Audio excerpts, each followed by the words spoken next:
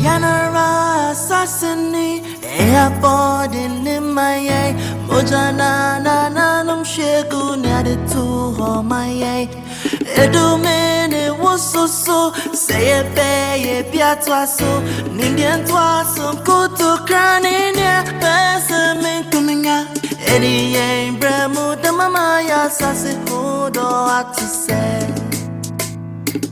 Oh my no, oh my no, I said I said, oh my full private jet. Oh my no, I said I said, okay, yeah, we go. Okay, this is my motherland, Lady Ghana tiny. Anything I go talk, Linga tiny. Bo, Boniya hey, Boni Dane Fe hey. Many me feel he kati and many won't pay. Malabahi can you feel the Bajamin Cabo? What you know, Ninja Lawa, where me Cabo. I promise on my own, I'm more tired near Shona. Ling off a Mina Sana, Libukuna no Shona. Okay. Good afternoon to you wherever you are. Say oh my neighbor yo and yo. Every minute me nunkwa so what you say. This is ADINKRA Radio. This show is called The Political Bench. Today I'm just privileged to host the former minister of Bono East and former MP for Atebubu Amante. Yes, he's here in the studio. And I also have one wonderful person. He's part of us. He's been part of us. He's back. I don't know what questions. I could dig on 10 years. I was now. I'm saying now this is going to be action. So I don't know. Yeah, so I'll run find a lawyer show about the case in the share. But you and as I said, John real no so you who be on Canadian tea. That's a para I say and over who knows. So a simple living. It's a love song. Master power. Getting married, keep the controversial risk. Now that is what your friend of Boha. Home is where the I say kind for no trouble be victory. You're powerful too much. Action man and casa. We promise on yes, Mr. Uso Ewa Hasi and the Bedi Jumana Manaya dead. The joy we should be. No man be a year from me no so. I'm one and Ghana Magan and 2 pounds. Get up, what's up, motherland? I don't feel like Obidi and A. Did you know OG now the microphone president? So what's very soon? Alaji Swari be join here. how from I just said no man no ato to us. things I remember my kwa basron konkra. If you dem my tea for my phone and chere. fight with You mean penny phone and chere ni ntwa janto. Mr. Zapara ba ya che ba ne wa band dem de be sha ase won so. Mr. Zapara akwaba. Nuamini. Abom te se. You ho na do me ho ye. Yakop ye de Yakop ase. Na do ho ye. So call Ghana. Ye ne ho ye. Na call hu no. Ye mi hu no. Wona na bonko mo kama. Na mi ne bonko mo ba mi hu no. Sa. Na wo de ato na nim so on peka kra mre ADINKRA na yeso ye bre. O be si na di bia bre ADINKRA. So na wa ko na wa ti Onji cheska. Onji che on. Onji cheska. Na mka so onji che o. O rabi. Sa. Ana megwa. Ana ko wa za me obi ka chem za na achiche do no pa kamati. De o kan bia oboa. Anya no kro. Wo de ya kwa ka be ma ye bi on. Oh, na ko mo je chela mi seke bia me mo be enchi chehwe. Na ye cha wo nya bi. Yanchi che bibia nti me yes sure say obi chi che bibi. Me ya do atwa se mo. Me fa me twa se mo. Anyway, akwa ba biem. Ye ria. Nice one. Okay, Mr. Usu so I say my main cover Mr. Usu and fan brother Mr. Usu akwaba. me Jozo. Bibi aboko. Ba de Nyankopon twe de ampa da roma me ho ye. Nice one. And now are you ready, power? Ye bende ye gusupa 7 de woni mi se me no. Me boha. The hada. Na for say. Why you ready dear? Papa. Fire. I never che sa. Enye easy. Obi abeji ne de. Obi abeji bi o sa. Eso obi asa kan de fe na che se e kona ni mu nko. No. Na ene ye lucky say ya senya MP so e wo ye ntem wa ase. Enti we the problem bia ye wo bia no. I think say ye kapea na do beti. Enti ye so de beti. Ma honorable Ewa Hasi, Honorable Kofi Amoakohene, former minister, Bono East, and also former MP, Bono East on NPP ticket. Honorable Akwaba. Oji Nijo Sona Mixia at Tifo. Maybe Tifu Yina so Tifu say in fact many just said who said and yenya former MP ewo hasi na MSN crofo problem pa ewo krom hasi ti wa be dia your problem no nyesi hienska but ye how you fa Ghana ho bia ye be channel through you you see the first one na beti ana yenyai Oji nyango pondum ti all the family so I can't MPP. Nice one. Obeti. But your mic, no. Peja never face you, mammy. Aha. Now, everything so ebe year no amateur for we say ampa 2016 and 2020 bantu ababoni. That's right. I love that. Young camp no more. Bantu ababoni no sa kasa ye me dem mission bibi kakra. Nice one. And then mission abono kakra. Bono no kasa no ya hodo be sen. Bono ayam be ahodo nine. Oko a table area. Ya bono hensi sankakra. Oko brekuma ononso domanso ene techimai area. Nto ba hokra ne nkransa ononso hyentemunti kakra edane but ye nyina yete ye ho ase. Oh, I see. Nice one. Nice one. Oh, nice. Eti Bono is for ho etisai. Bono East for ho ye papa na ne obia ya Bono is roka ne se oda era adodanko akufuado ase papa esan se na Bono ahafo kane he na wo free sampa ebese ne kosi kagyegia otimi hunu se oware chane se wo free kumase akonkran enti yenya owura adodanko akufuado omampanyina oso dai papa etimi chiche region himuma ya he yensa aso ye ho so ama mejedi sempuntu duduma de ebi akoso papa nti Bono East de ye nije ene ye do mampanyini enso ase obi a ho ye yada wase den puntu dwuma na akoso afin se da wakoma so pa wani gye ho pa na se da eka wakoma abra o president eyema oje mintimi metra ha menchia MPP USA the entire MPP USA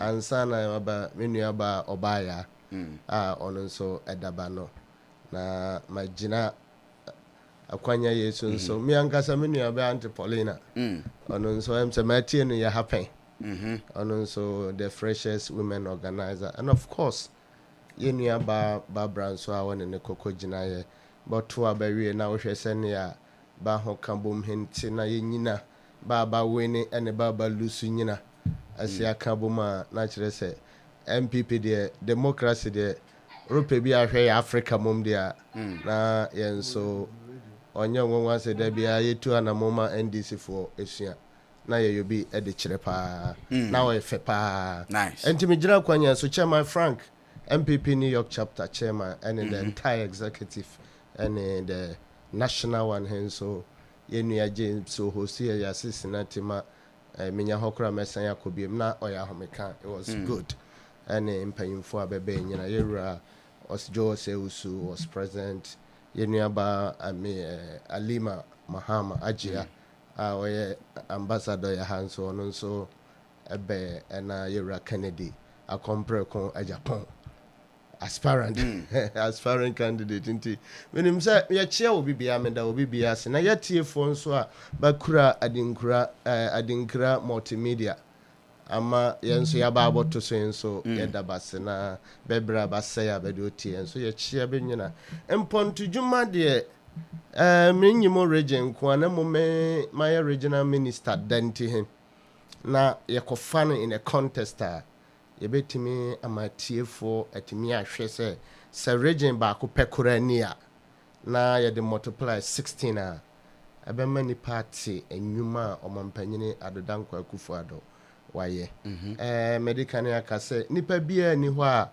sebe oye 100% ba woko school kura ye hwe unya 75 a distinction but what 25 so on this obasa yere assessment ye betra ha yere nka sebe omampanyina dodankwa 100% no but the yardstick yensusu dua yafa any NDC abane a yen yebotuba ye de abai and to offer educational. Nye Bono Istinkra, there is no single school aya Ghana or Mampanyina do Danko Kufuado Bay or Nyanye infrastructure, either dormitory, dining hall or assembly hall. Kesiye aya ho.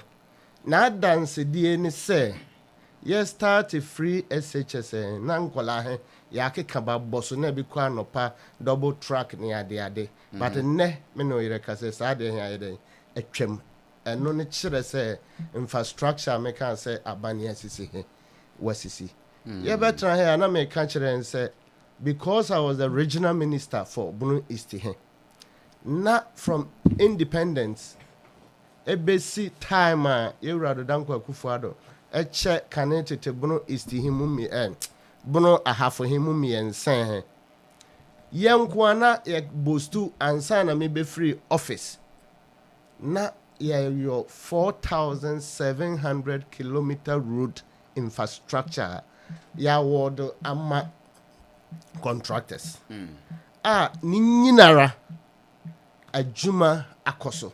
As I speak with you, about 40% there are completed. Oh wow. Yo. And me jadi say only another 2 years na say we are from time I'm free office basis sabre it's more than 1 year and counting. And believe we say make me assume say be another 300 abe complement amma 5,000 kilometer of road within the next 2 years. Wow. Watchere kurani o. Na me jedi se ni nyina bie. And so road here include open me time I minimum how long we are going to speak. But specifically your opinion no. Kentampo to Prime. One of the principal road in the region. Abani Royal Title Sub project in your friend of critical routes. Into ono baako. It's about 74 to 100 kilometers. Wow. That data here. And then from Atebebu to Kwame Danso. Sa road here a title road me just say Ghana how you for so solar. That is the second most popular road. Yeah. As I speak with you, but I from Atebebu Krum could be our friend Ultra Secondary School. But I ho he kakra contractor here target half of the road. Royo na watai. Then he moved to another half of the road. Each of them is 15.5 kilometers. Very well. From Achiremade, Ekosi, Wotra Kukufu, Akaka Krebino were drew, Garadima, what prepare in construction, depending on the size of the contractor and how ready he wants to work based on other factors. Sano besi attack on the project. Different. Sa contractor just small company. Right? Yeah, just small. Okay. And me kasa cho sa almighty road here. I chiro krade na yenuanam this for sabo somte kwan he so na obi awro ntimi nye. Ba nyame adum so for ya ha. Bosomo ente kwan so a adwuma gusu gidigidi a breye. Then another road. Ofra Tebebu a ye link road a ofa kumfia fa kwasi ebesi busunya ebepie nkransa. Because so far the Bunu East as regional, over one side of the regional, it's answer region here, water panty here. I just also part of Ashanti region, but Abania who says, yes, I can here. One, human resource, ye bese vuska. Two, distance I had be free in Kuransa and Tachiman, a regional capital, ako other part of a year, ye best shorten about almost an hour. Which technically, Sakwane here Abana Royal for the first time in history. Yeah, Sakwane here, yeah, Juma Gusu, then near from Businya could see even Fakwasi and crying a very well more trouble. Basania started a good from Atebebu to the Abone, Bonsubu Gusu Robert Kumfa. Three contractors. Mono quantity, I was saying, more winning, you know. Mr. Chiremo say, a quine will be a road construction be at least 18 months to 24 months. When it's a more lucky, say, when very you're the well. highest. Grateful to have Omampanyina do Dankwa Kufuado any MPP abahe. Man, you mean first one and first you mom, and I can say agro industry. Because I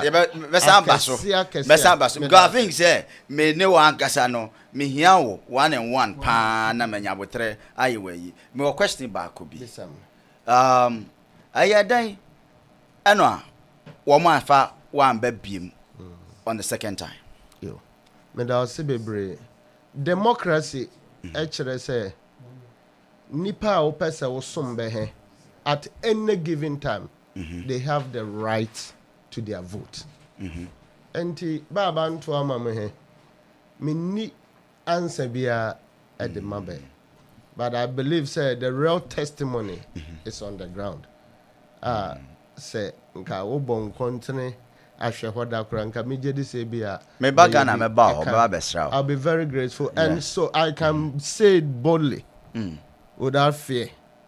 Say there has never been any MP since the democracy that I know.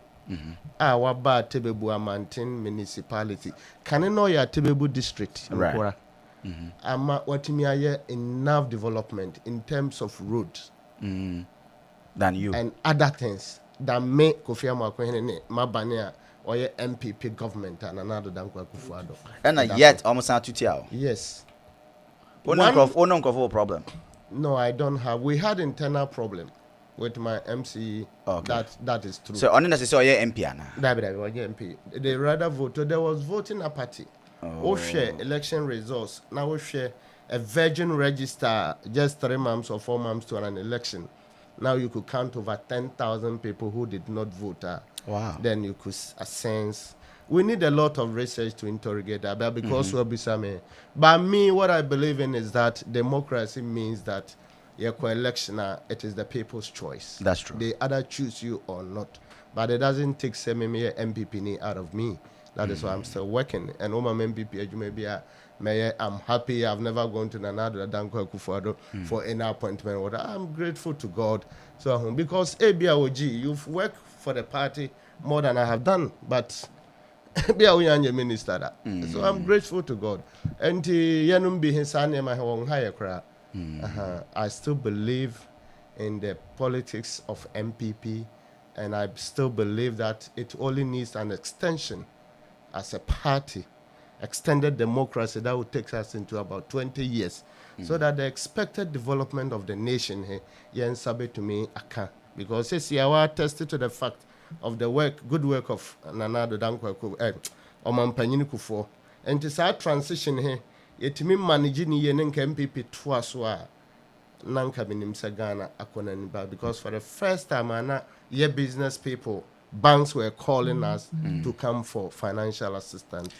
And I think it was a good thing that if you had continued and to the mesre akwanya ya de mesre Ghana for enkanka hoya America and some baby hotia social media mesre hotia home periusu kakra, because information is available now. Yeah, digital tracker. Ama abanya adwuma biara waye. Obo at the click of a button, the global window will be open for you to access them.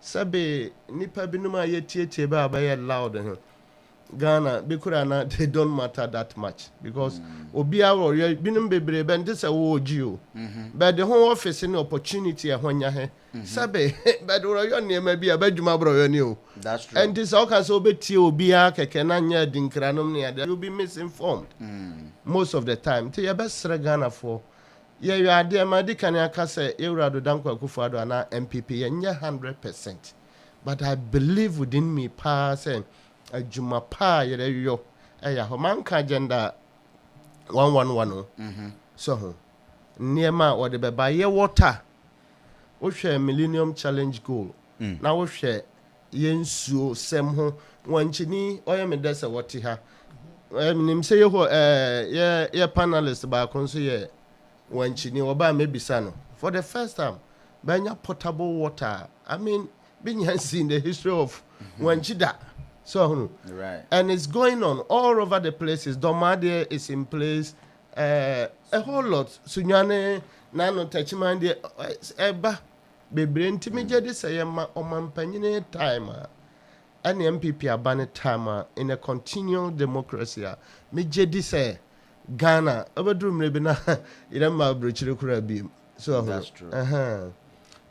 Oh, me that say honorable why they watch it mu o free Ghana ba ye nche de yete ya ne se ahokyere no ano ayeden ahokyere na no ayeden no kura be ne wo oji sa onso minim se watra America ha chere pa menso menya ma America nko minim se 100 times a day obetimi aduru nhwe mani mo ye no kura pa bisa brasa me no kura 100 times obetimi aduru. I'm very very sure. Now the American then from Julian inum time ne be stabilize near manum kakra be sabre and ne fuel America ne boy edene e chane Ghana so na wadru ba bia ya manyo sem he akodru mpempen so se ase ya yiye ho se ye Ghana for here free ho ne ya called share political parties achi me better have my presentation me can say abani MPP anya 100% but say ye fa NDC as a measure yes take it there then you be papa from a time independence basically in terms of development. Says here, Meno Ireka saying so manka Atebebudia is also in the pipeline. Konyako is also in the pipeline. Domande, I said many of these projects are identify with human life. And I want you there, Maka say, Yananum can say, Yura, Kwame Nkrumah, or can say, Ghana, Roman, Echibim, and Pano area singing. The beer but in the midst of sa ahokyere a dear ben ni nipa he a wo de wo manager na he ana abane ado manager ye what timi roye share the management of COVID. Ghana was rated among one of the best in the globe. And Ghanaians inside of us say ye be John no atum na de ahwa say oye den a black man has something good what tumi aye he na ya chiche mfa ye NDC fire MPP, fire CPP, not the attraction of Bassa. Oba America, but to Ababia, it's America and nothing else. Entering Constitution among Mrapon Edibu my and my stipulated time. Say it to Ababia, we see ourselves and come as one nation. Let's build the nation 6 months to election. Then the campaign is open. Now you are saying politics. But now, Crophobia, ma your life for him. Adani politics. It is so because bebre minim youth bebre na bajuma obusana say or a political communicator for party B. That is all he do. So and to osoriano pa say asem ni hokura was so per asemoba. Ye measure performance minister to minister from previous administration to now. At least we should see that Ghana is going up well. Ushe yewura Joe Anoche one-on-one. Ushe yewura Duchum on education. Yewura na push free ho. She energy. What this young man is doing. So education, I'm say ayabasa. What's it? I'm say education ayabasa. Yes. Na no be catchere men na nya fidie so ne a nka meka yero ho sema chiropa but onya public space a sebe or just impanyfo any more common sense here adwuma kakra. I was sad and made ne kasa him hu na say me yen say fie ni school because ye ni choice nipa yentimin stop nipa time a wodi nyini enti wo wa akola na ye youth here every time every day bre nyini enti aban papa na ye yo over 2 to 3 million youth yen sentiment so be so abeti street ma how can you curb security in a recent past ayura mahamaya office na brochire for na fe ba wi Ghana manasa amrobre na brochire for ho ye target usi ya airport either they take the money along the way or wokoda na jona ba bejeni out there banyina. Now it is not a news item. I am not saying it's a but it's a work done by some government and we must appreciate it as people. What I say on security, because one nkwala here na be sebe you listen to or sebe vagabonds in the street here free SHS let's assume say one year papa he kra wa absorb over 80% to 90% of them. And do you say yede ba kwahye ho he onye papa na me kofi amu akwene me ko Roman Catholic school ya Togbe first me kaipa na me di chelwote any school and san about touch motor sandals emame. You understand? So do you want to tell me say but for that education I've been able to serve my nation as an MP and as a minister? What I say? And this education in ya mpanyimfo say dua enyini we are want to ministrate want to maintain no. And until we have no choice than to fall on this free SHSR at least wa absorb your street children and kabreba benyini ama babaye am robbers any ade ama security aye tempered investment in ade wrong coin now as we progress because me better him I catch say yes started now you double tracking now it is no more my catch say you napo time and you reduchum you are building more school infrastructure than almost any government. And adansi dey say double tracking here then every ho. Enti a me kire ni say ye your measurement ye do wrong measure na do danko Akufo-Addo aban. Ghana ye de ne pa wa ye no kure. By we are singing na ye den because who share COVID-19 and near ma or the by we are see amaya kese nyina etete tofem. Apart from that, Russian war, Papa, and ne fuel. So, auntie, baby, I then, and yet none of me free. I may call Cincinnati. Me call that almost airport because me call every LaGuardia. Be change flight, na ba cancel, na ba yes, na ba call. Ni ya kwa me sanko we JFK the same day. Me nya san be da anopa ansa no me call. It's never happened in the United States before. So, auntie. Ghana, yes, it is true. Why didn't but Mekasa wanya didn't be bresa because since COVID in near my bay, government has been able to pay his workers throughout. It got to a point and a teacher 9 months, near teacher for plus other professionals. And so I buy to me born a home modern a triabeka a besi sabre. And this all can say, Mekasa Ghana, why the Namunya Morosoa, not as a children me a day. Make sure away. Okay, may I say, Honorable Amwako Hene, why are there? Wafaya, Afede, my things you betting me proceed with today's topic. That was a very good opinion. And my idea, my more time on Mancomono, what he team. Me sure say who say and this is one of the mobile late but I'm on bass on back church secretary's room come and tell you ready na oji na oya me ya pa say o mama tra almost an hour na me nua ya onu akra board any time be ma because oni hwe ka uro hwe se na nado krama ya wu na waka ho asem na nado yira koje punchline na no salary na waka ho asem punchline na no e dey and dey alaji swari o so tunufobia Benfa. When you we pet no catch us chalama ban de why de problem. Ya can for more ya very have power. Why share opposition send an ho CIF body abodisa and color black a bright camera. Mama ye ni o man so na mumra me de akire bi na ye nyina ya nkwalaji akwa ba.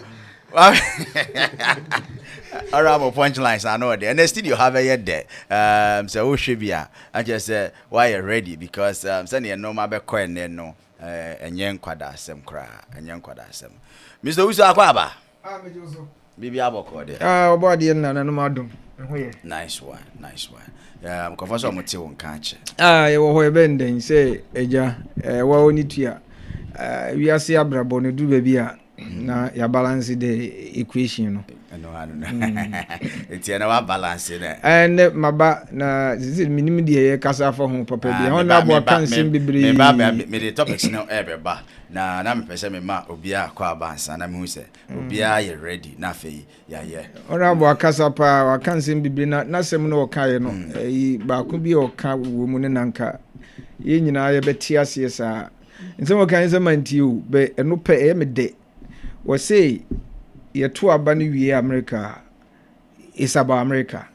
Ghana enka wo mu MPP ne NDC no betimi aye ne sa nka o man no be koso yi be ya to aba na wie no kura no still politics e wo kuru num men tiase eno sa asem ho na bo kan no me bona baso correct se mumie mfa politics nto nchen e ye den ya ye be kwa akopre de obedi nkunim ye wie a ye build Ghana but no na we twene yonko na we pushi ne yonko and the honorable way are there na the aka be ho de me won se me da say Mr. Usunu no on so fire na hyase and ha be ye hyehye am say free better won so now air condition mu the lowest but still now suffer e show be dey nice one Alhaji Swari akwaba oji bibi abo boko binia na nze nyame adom mete won ka ache ijaze isi a watwa me abo me de me na kwa beso bibi abo ko de me ya da nyame ase em se me ba na me ti honorable na o kan sem bebre na honorable constituency ni de so nim se me ya me ben o me krom one of me kro ba ko ben o prime ti metafa onna me wabusuafo e wa tebubu right one of the communicators cry me junior e won secondary school adubuatin enti no me kan constituency no yem say wo hwen so a mine de wa wonim kroma ayeshi kroma ayeshi no enye bebia na ayeshi Ghana ayeshi ankasa by America Ghana ayeshi America ayeshi but wonim say there's call IT your friend be compensating controls.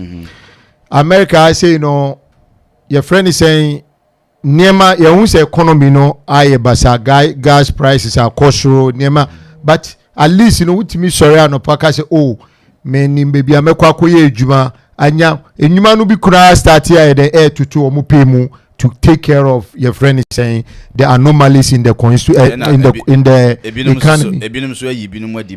Yeah, I mean it no idea happen over time, but at the end of the day, what we are saying is that the rate of unemployment also and due to your friend is saying just economy na but we hear COVID by now, right? Nyumani bebre say attend to your friend is online near the day enti say anytime be a robots be ni page juma bia no e ma your friend is saying yet amount for workforce and so but at the end of the day people are able to get jobs here and there to take care of their daily expenses enti kroma yeshi pa ye beba ni nyina mu aba bedi hu nkomo nti honorable de yem say ye dana sepa say wa ba be pm wa say honorable make key point be about wenchi what started where me ma wa kwa back debi na nka me make a short point we honorable make key point be about wenchi water project in fact one of the reasons why MP me ye ni free akunya no so kra sa Professor George Jambafo na wotena akunya so 16 years wanye hwe no eninti kura na wanyehwe na omo na 16 years 16 years set you wenchi no na corona kwakoye no nse amanfo agie to idea to say wenchi ye MPP kuro enso entisa ho enye entisa kura troko ha eye perception bi na o ma create na NDC fo no nso ayo madwen so omo nye strategic enyi candidate a obetumi aye winnable enti May 2016 me call ho eko ye me survey through that no na me say let me tell you 2020 be 2 MP no agi seat na agi dia tena so forever nice enti me koye me research na making sure say you be the right candidate and ye Alhaji Seydou Haruna no ko yi no so 2024 say nyame ya adom na etim komo a me ko Ghana asa ba betina ha ka kirew say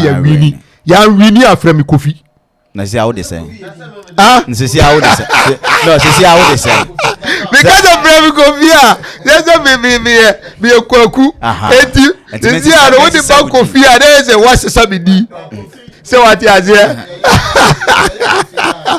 eti water project na honorable kan on was our water project no a time nsuo no me say usu anymore time nsuo no some kiosk bi no makwa boysi wa na nkomode dada amanfo so omo be water project since say to aba 2020 ebesi nne omo nsi wonye hwe ho enso ombe launche ade no water project ayeye no time nsuo no ye be launche no ye friend say Wenchita Park Jubilee Park ajomama esiesi ho enti saa asem no saa water project ne de obo so wenchifo kura abubefu enhwini ho ena honorable ka asem bi efa say NDC ni MPP yen compare omo saa comparison ne de wo ye ni sisi a Ghana wan hweni a ukogina baby ka wa omfa omba intact o ombe bu ansa na maduro enye easy Ghana sisi a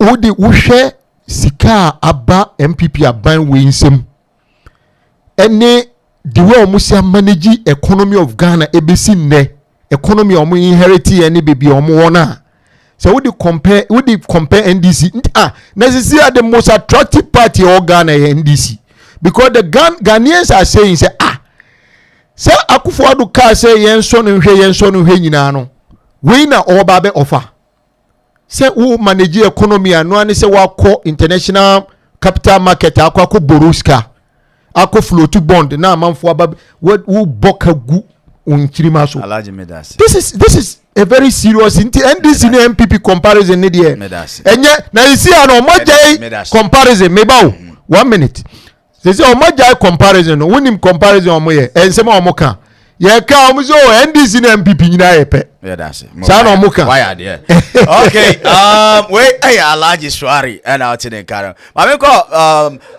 honorable Atusapara over to Akwaba you who watch bibi aboko ye me adomboko Michelle wo she ho wako she Ghana na Akufo-Addo Endiska.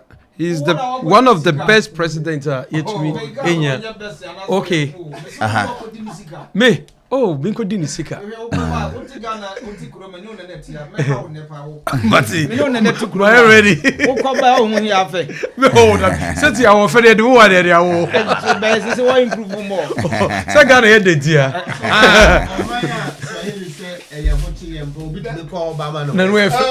Honorable, me ba obi akechem atoa ekesio Ghana jail. I was so surprised. It me na me bisa me say it is okay say me fi Ghana buy no my ekese a na je say me call Ghana no me ho ayede me ho ayefe to be honest me na mfo no mo ka yeah and it's true unya obi a o ma obi die obi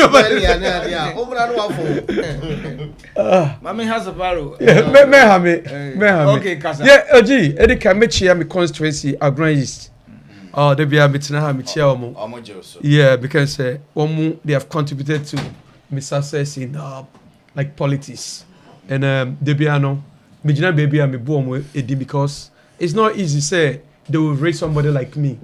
There are so many people over there but Omuji say me to me aye ejumano iti I mean omu contribute so many factors to baby and yami edin ekor se se obey enche na wa be MP on oh inshallah nti ya be enhwe we yami ne hene eti edu a edu omra 2024 oh ba say omu hiame that's omu frame a me nda ne mechi eyeden mom honorable kai o say omu frɛ wo ana say you know democracy no say okay ye pe we edu say ye fa we nkoye wo gidie omu ya gidie wo mu so obetumi aye adwuma na they themselves will call you say bra na beji akwanya ne yeden so me first omu de mo aso no mo fi say bia ye na say omu so omu tu a omu betu no ne foforo so ayeden aba. That is democracy.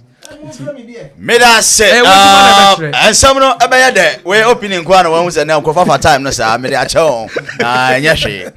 My consider no my brain. Right, I was for my share. Now what you and Sembebre and akoko so between the two political parties, no, especially the top ones, NPP and DC. Who love always be brave, but then the major ones and they can want them. They say so. Ghana baby, you just see you know, yeah, share I want to any beer normal COVID the home so any Russia Ukraine so home and talk so air basso no bebre no HSE kebeya kanana do dankwa onya botre ema national cathedral na opese osi no na nka sa sika na nka wa so asrankrofo enya no konfanye ade foforo omfa nipa adwumam anasa omfa ntua nkrofo ka napco fo ne nkrofo bebre so na to se there be one of the only cast will be national cathedral and obviously it's not going to serve as a worship center said in Crawford no, but it's also to enhance tourism na and create jobs so a man Crawford the washasiye no we're releasing about I think 225 million right yes at the masse or monshasiye we and then Crawford be associated to the NDC associated I said no this is a very wrong decision. As I said, President, it's not baby. So, is it the right time to do the right thing, or is it the right time to do the wrong thing? Okay, we are going to know from my wonderful panelists today. Secondly, yankasa yena nabakope Togbe Afede and na what 3 months so yet was sent it back a money that was paid to him in July 2021. As his ex-gratia for his tenure service, as Council of Elder Chairman and as a member between the years 2017 to 2020. I rejected Sikano on pay. Now, on the offense, Ghana Hochino, Yafasikano, and Bois of Mino, than say between Sikano onje to assassin the Sikano back. A bilum just said, Nana pe hype. Nana ye gaga na chere no ho ade na ye no ko betimi kra we de man dada no kese ko de akoda dada na no nim se betua entika wo mpe no de na se ko kan ntem kire wo mo kra ansana ya ha ye ho amfa metum no ansan send back ese o de ji udin ebinom se de na ye no in fact wa bokwan bi so ato ho a ese se obi ahwe na wo sua ade a wa ye no nyame so ade pa ya ka politician bi sua ana hanfo aka no sua enka beboa ama ahokyere bebrebe a ekoso Ghana no nka aboa ebinim kwa so gina so se kebe yanka esgracia asem no ntwam titinton na bibia enkonkoda esem mienu na ene ebeje begina so pa atwetwe ho enkomo so wadwen kyere enesen na Togbe anase Togbe Afede waya ade ayasese ye bona baso yenyeje manu anase the taxi driver bi ye jeje manu no kama anase ofin se ye gaga kwa we emfa kwa mo njane ayesem no na anye hwe okay a lot of backlash and abasa ansem we ho mesre se mo fa mo phones no to silent e mame na esa na my feedback na okay but your phone yes na hwe mame na yanko all right. Madam Wase, yes, thank you so much. Right, my mention common I say, I'm some mention common as no me ko ti me ko fa voice bi embrace here. Efa Togbe nensa ma it was the end of last year. And I received tax receipts from the GRA that showed that some reductions were effected from monies paid to me in July that I wasn't aware of. So I decided, wow, let me find out. Of course, I was having my own financial because at the time for responsibility. So I thought, wow, this is great news. I've got some money in. But then I decided to find out where the money was coming from. So I first went to my bankers to confirm the money was there. But it was described generally as salary ex gratia, and I didn't know what that meant. I decided to probe and understand where it was coming from. So I found that a chunk of that money was in respect of ex gratia, okay, that was due me, and that was 365,000 Ghana cedis plus.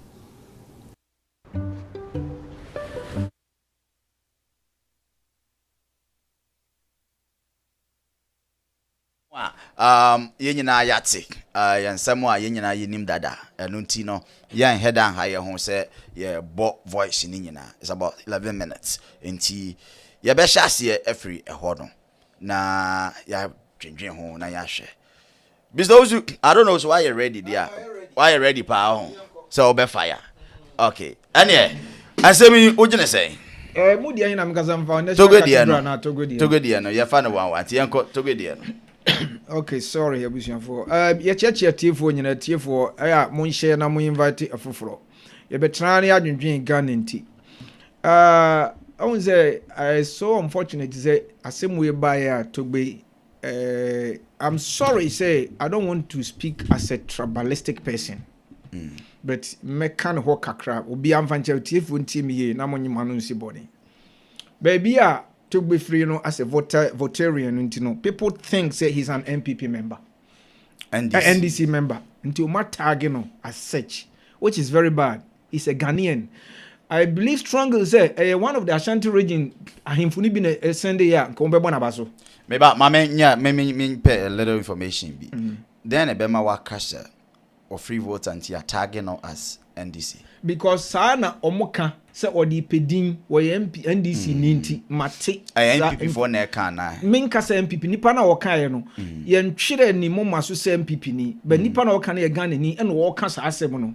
Se Togbe and we all know say since Rawlings regime ne eba no obi enim say voter region ye stronghold of NDC. We know that's a fact. Oza ntino obi owo bia no se oya ade na ekoyia nipa be ka so waya ma NDC ebi nso ana oye no out of willingness from Ghana ntino oye se kwobone nso a nipa be ka so oye NDC ntino oye bone sa na obi su free Ashanti region no oye ade na e papa e be ka so MPP ni oye no bone se be ka so MPP ni na mo tag no instead say e be yi nipa na si as a Ghanaian di oye no oye Ghanaian ni no oye anasa say no ni atag no first of all oye council of state on no mutu president for and now oye paying but say or survey as we know under NPP. That's correct. And it was ever under NPP other than nipa tag ni NDC. Why what can say be say taxi driver be on no first can or the koye bona baso right Togbe di aba e bia ono na koma e fi say o se sika na me fa no me de ko eno no man nye MPP na say NDC enti de Togbe ni ye no wono pese o kire say country no ye ho kire yen o he sika na e de man no a sika dada no em say 3 something billion ambo onza yeah so it's a huge money papa no betimi afa I quite remember say maybe majuma mu na me koy na me fa money order money order 1,800 yeah yan chere so eda ho minim dia ne dia me hwe sika ni din me fa na adwuma mu fom ana me de command pen fom ba ko say ma fa obi money order ti omu hu ni pakro of ene dia nti one day been about about 2 days later obi si obi ba ho na oka sa asem no frɛ no na nipa ntimi prove receipt a match with a money order no the man no obi say why nipa ni free New Jersey obahwehwe me a money order yan kyerɛ so I can cash it. Oh, ye woni pa bi wo ha ni suban me example na me dem o nti Togbe ni fee say enye about MPP asem and enye about NDC it's about ono ye first of all na Dubai o si enye patriotism enye za na mo ka mo bro fo no mbebo a enye patriotic ha za na mo ka me de nyame no ko school nti mama ha me enye patriotic as the end no nti Togbe ni fee say okay, min ko amudi say sika ma me. First of all, was it sika na amudi man. Enya say bia ye money sika o. Every month bia ye money bibi. Omo ye council of state members ni nyina. Every month bia ye tu omo ka. It's based on retirement people or ma retire ntino o part time bia wo ye no. Eso na ye hwe ode mo wakatua. And it is 2022 ne wom. Now when you say sika back in 2021 upon all January to December sika kakra de mo every month bia no. Yasama this S Gracia of he said he's not and when he has and of course what he has here see any nipa bia wo Ghana including me ametia omo muchu truck pushers am obia a little honest kakra ze Togbe a atin zenke e metena ha yes what he has here nti enye say ye bia ye bo papa na say because we Togbe we hene as an individual, as a human being, was setting record. That's correct. And then I was in the party as I said, was setting record not because of one political party, but because as a Ghanaian. Oh, why be ready at all? Like Papa ya was you be the Baba so and money. Obi baye obi nye say no kure say no kure. Ono so say why waje akura ne nkwa. Same thing applies to Togbe. Nti mesere mo Ghana for no. My in fact Togbe nka say ye tagging with one political party. Ye hu say oye papa panyin. Wa hu say ahokire okuro num or even ahokire ni kuro num Ghana ye hu to ye kura. Say sika no ofi say aban no betimi dia ye bibi foforo. And me to be honest with you no, sir S Gracia from MP4 S Gracia every 4 years ni nyina akura. Ye twam me no me masem ye twam complete nansa president de o serve we no okofie enim se ye maniska da bi e betua nka. Wo ye MP nanka wo gi S Gracia nanka 2024 ye be me fa ne kana Japan. Me bo ndin the example. Wagene S Gracia 2024 he doesn't have right to come and stand anymore. So oba na ye betuma obi ma refund the S Gracia before you be sworn in. That's a good point. Exactly, because what you pension coffee na what ba no America hakure wa ha so unya case wa retire you cannot do certain hours. What you say utimi ye be 2 days bi na no kura no e san say we 2 days nso ye ti usika na ye de be ma pension no so e wa ha.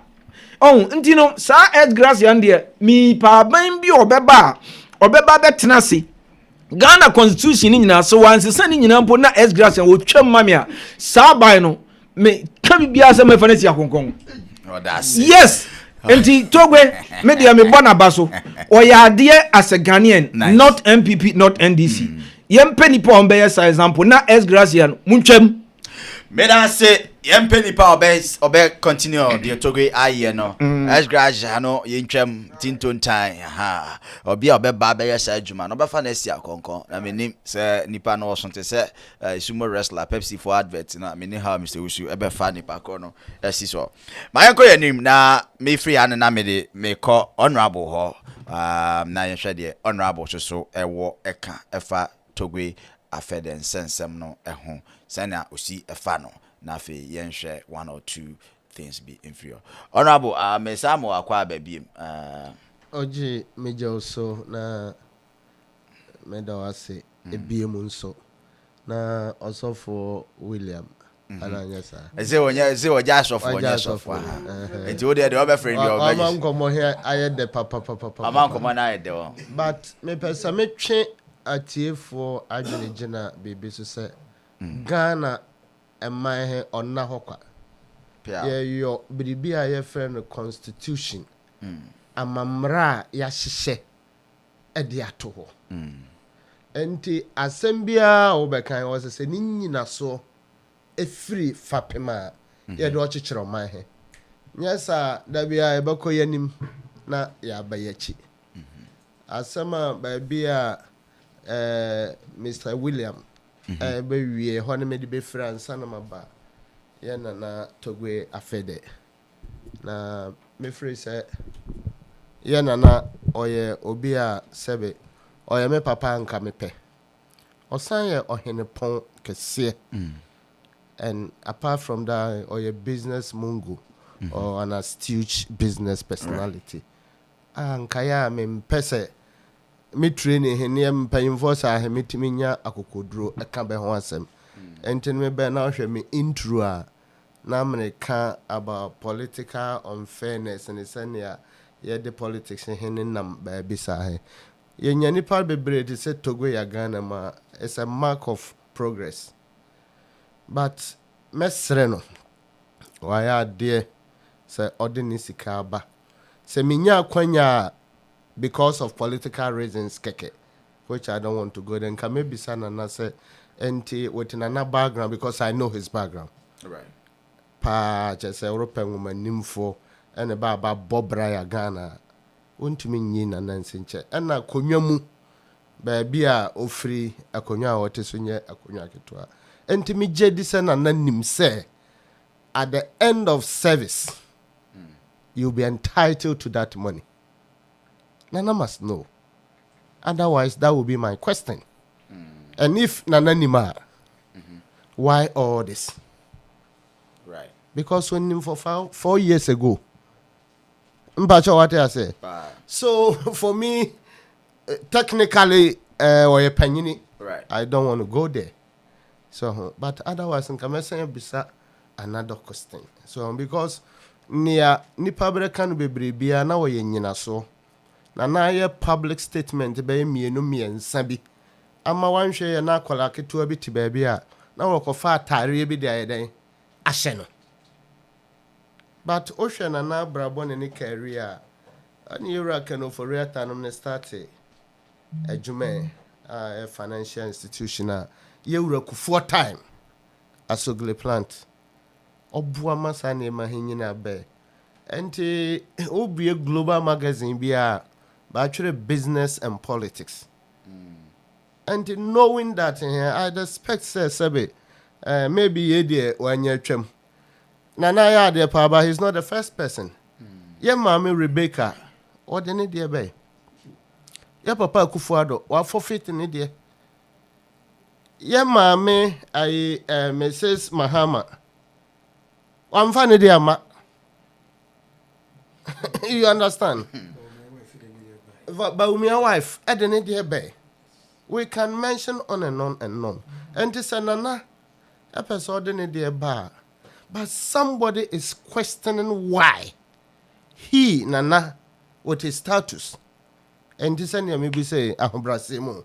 And to me, Nana, Minimsa Robert Ko Akoye member of Council of State. And son, obey a chairman, he cry. Now your prior notice. Sasasika, Ebeba. So why now? Me the one who be so.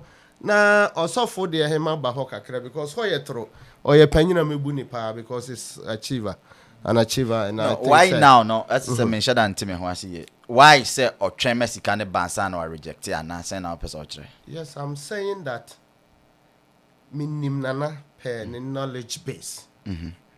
He's one of the financial minds in the country.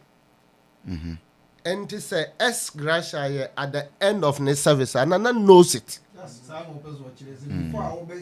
You understand? So I should not expect anything surprise to Nana. You understand? Yeah. Suffice to say maybe now or train say that says he can't be and because it's a big man. And Tibia says he can't bear now one na da ohune near there. But that money should not surprise Nana because knowing Nana and his background. I know he knows, and he must know. That's how a member of Council of State. At the end of that service, you stand to benefit the ex-gratia.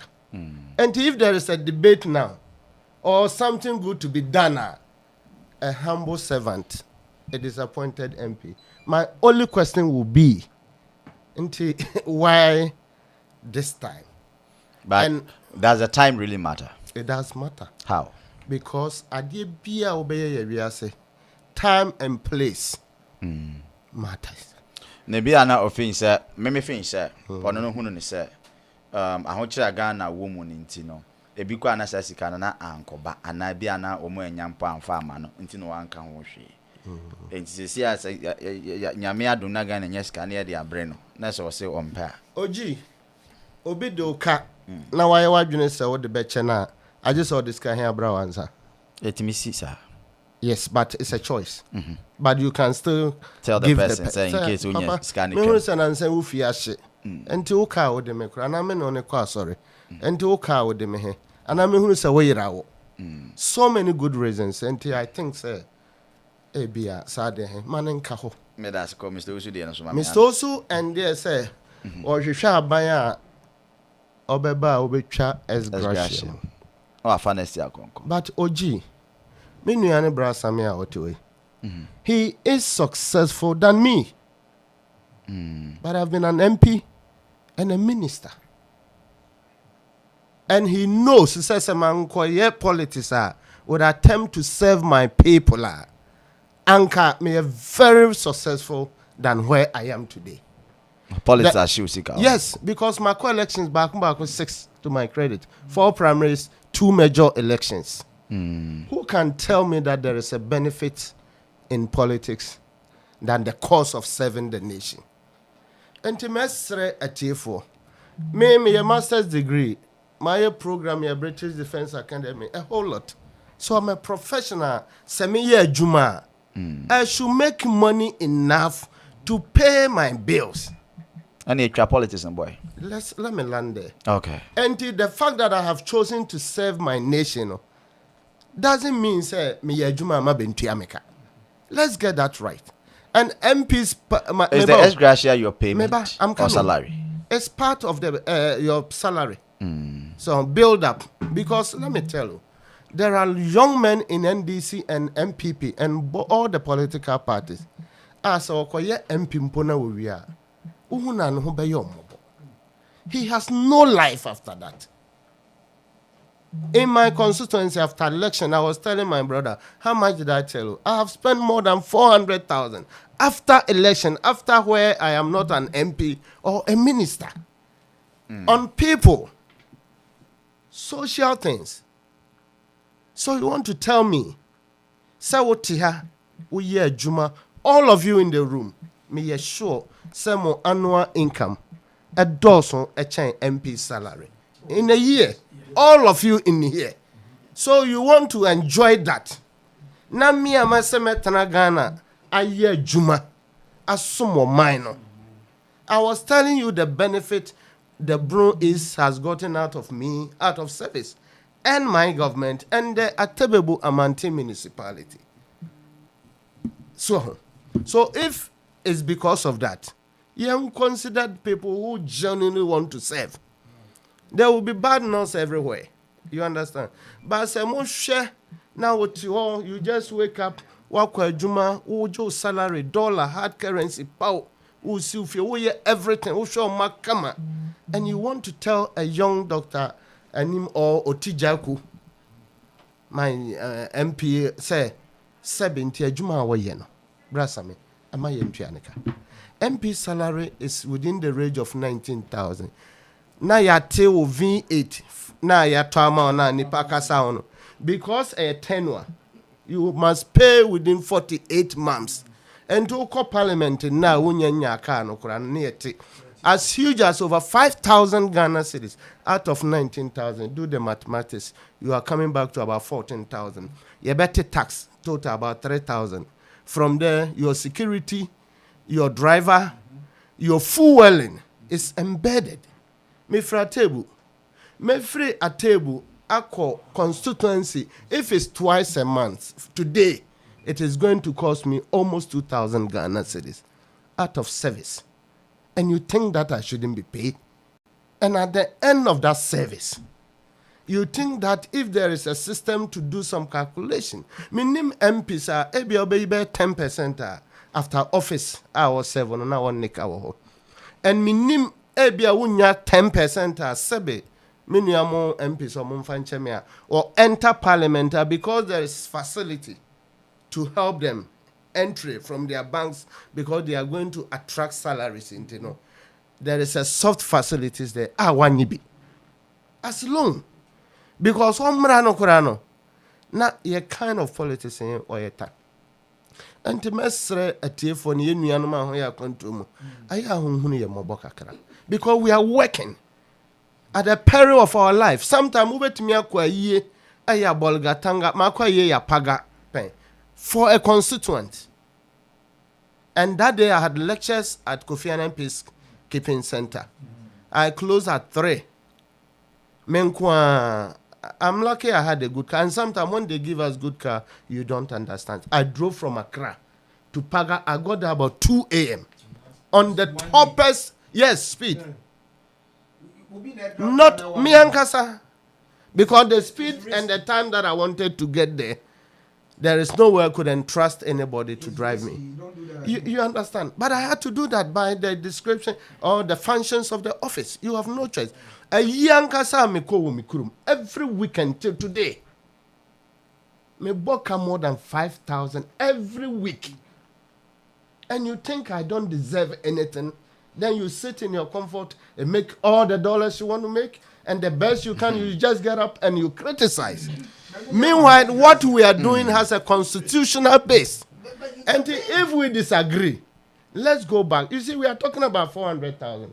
I'm a businessman, and that money, me salary, me junior, I'm the momo de changra for. I'm telling you, all of them. And me sam boka wechidi. When I finish, I can give my wife's number to you. Now I don't go to shops. No. I don't go to shops to get money because I've set a new business because I have to be disciplined. Because make up primaries. 1. Oh, me are there. Life very good. My lose my second. Oh, Odonya Abutre. My 4, 10. Odonya Abu 5th one, 4th one I'm a winner, you know. After that, there had to be a general election. So now what packet for Arieso?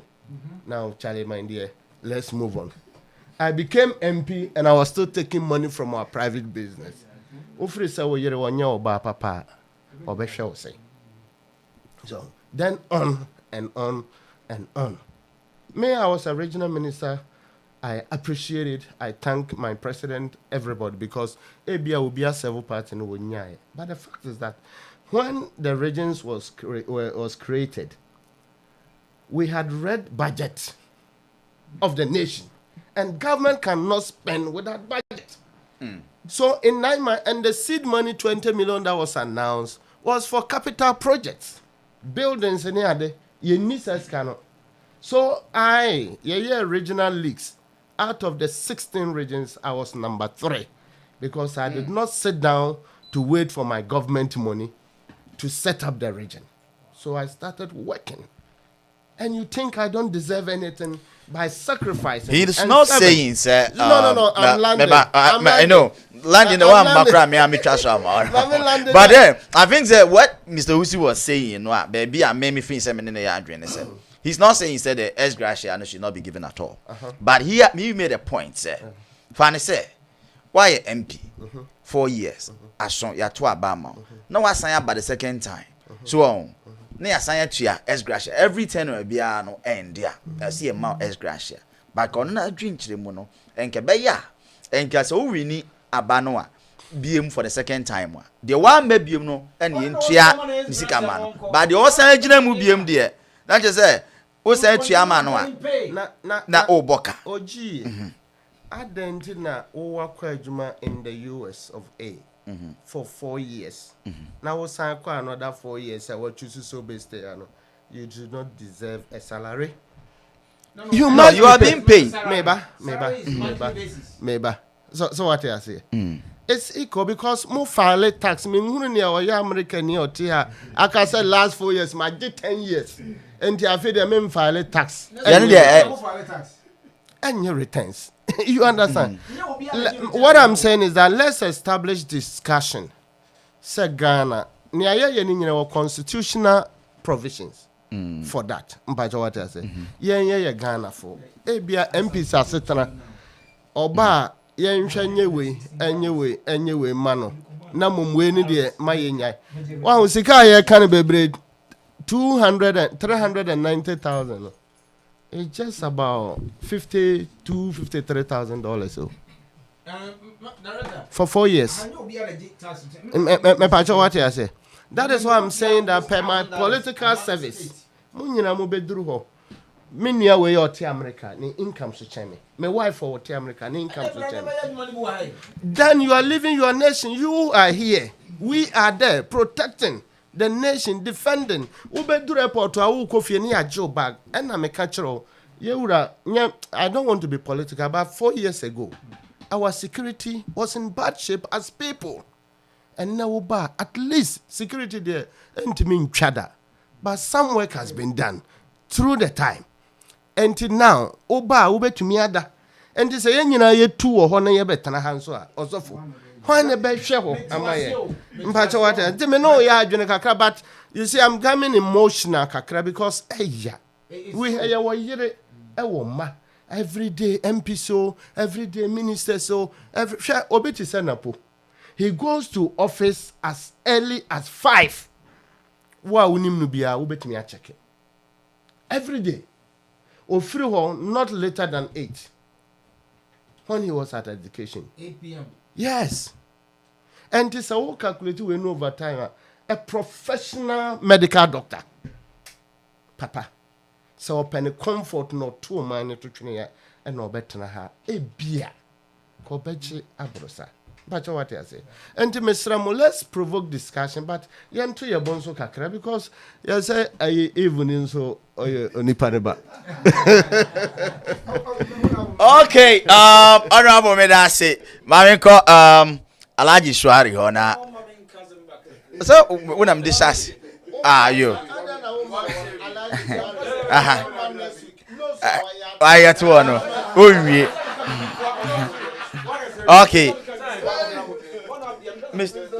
Some me say, maybe I'm a year man. See, I said, my dear man, I say, me flew on me qua. They won't give me any money, say package. But once I'm continuous servicing, I'm getting paid. This other name is present. Do they watch them say after you always hear my tremendous. But the fact is that who honor, who bet me to say, obey year, you might sit time, over pension. But it is not like that. It is 10-1. A 4-year mandate. You understand? And everything in our car, the Mawa, I have talk and I bet me 5 years. But the whole parliamentarian. Just 4 years. How many months? How many years? 24 years. Okay, and here's 24 years until I retire. No, as one corporate on your pay, on your pension. Or that be. Auntie, sir, we are on your pension plan. We are on the BBA. Okay. Aha. Free parliament. And some be say no. Oh my. What Mama Tia says you have to pension. Okay. Let us say more pension. No, is it? Okay, my pension. And you know the I'm entitled. Okay, and the alleged ultimate call. Medasi. Okay, men so madam wase. Mamenko. Alaji ho na Alaji ntiki over. Na me senka Alaji mranesi. Eba wa chire go mranesi go.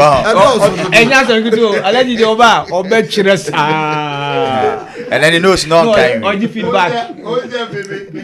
Alaji yanko. Be notes na me continuous. Enti ya na wo ne ngono na say na mama ne nyo. Say honorable akasama meraho. Is MPC de bia meka. Mia many MPs are ye juma mahu de wa omo juma na city enye easy because MP yetimika so obi beto obi ewu kra ti so frɛ say ne yira ho enti MP nso hwɛ a omo sika etua omo ka ene ade no enti utimu se ukɔ me in fact me ko tema many MPs former MPs na te the same complex. Utimi so bia ye MP wie ba uhuna sebi se yanka nche so we waye MP da wonjini so ati ase wa buki a still akura so sandika enti ex gracia ne de se ye ma MPs ex gracia en hame batie wow sa context na ye kani nyina no se de ba the Togbe case with specific case we are entirely because Togbe situation no so we letter na Togbe etwere call na point 3 and 6 yen consider point 3 assembly na okay was say I did not think the payment was made to trap me as being speculated meaning say why ye all mischief after assembly meaning say he's talking based on good faith. And I believe it was paid to everybody who served on the Council of State. However, I thought that ex gratia payment was inappropriate for a short, effectively part-time work for which I received monthly salary and other benefits and other entitled other privileges entitled to me. And so I was very uncomfortable with it. Point 3 no mami for last point in Imbra was it I want to add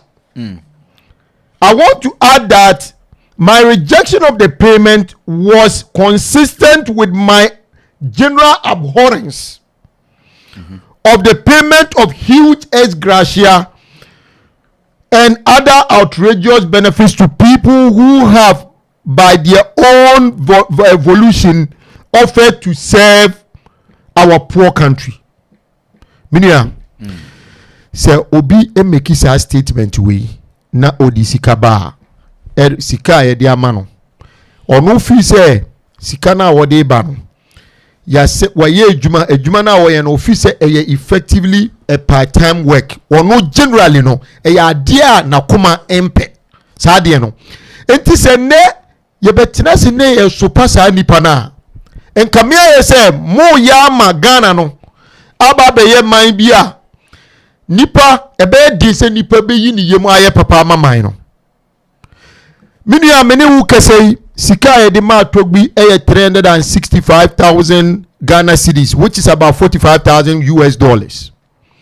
Minu wu kasei no ene Ghana na na do aban we mu nti se ne muti anamo bo na ponum ne Dr. Abichum num abaso a na emmobo kwa basic school for 3 solid years. Textbook me co school de ma me Alaji Baba me ti hei nana kire me ne ti hei ofiri wanchi onim se me krom de me fie enka makaranta enye de ma me mitimi kan English textbooks ye co school ye de ma ye Mr. Boama the Hawks and the Hen Mr. Boama and the baker's daughter Dede and the baker's daughter Kuma and your friends and Dede sa books no ene man kola no ye timi ye reading ene ye nso be dru ha sei na basic school 3 solid years ni ye ma o mo textbook na Togbe are returning $45,000 ebetima provide textbooks to about 100 schools e o meme constituency na wono atenase hu say ye man no ye already good by $45,000 more $45,000 say enye sika bia but ebetima solve problems bebre enti oka say ono hwa ye man no ye were pressing issues bebre eti wono no nye se ebia wo ye ade no e dia spite obi but wo hu say minor ye were problems bebre me so osu meni wu kase enne se wo hwe ya na no se wutie sa news we ya ye ko interview maya binum ochoko omuntimi nto sanitary pad bosume so a omuntimi to nti nkola diaper pampers no moto because pampers is cheaper than sanitary pad omotum enti omuntimi nto enti say no omajai sanitary omajai sanitary pad no e na omoto diaper adia na jo mama wo power odi baya MPP fo di propaganda ka say wodi busua sembi ba say mamuja e na wo akwakofa sanitary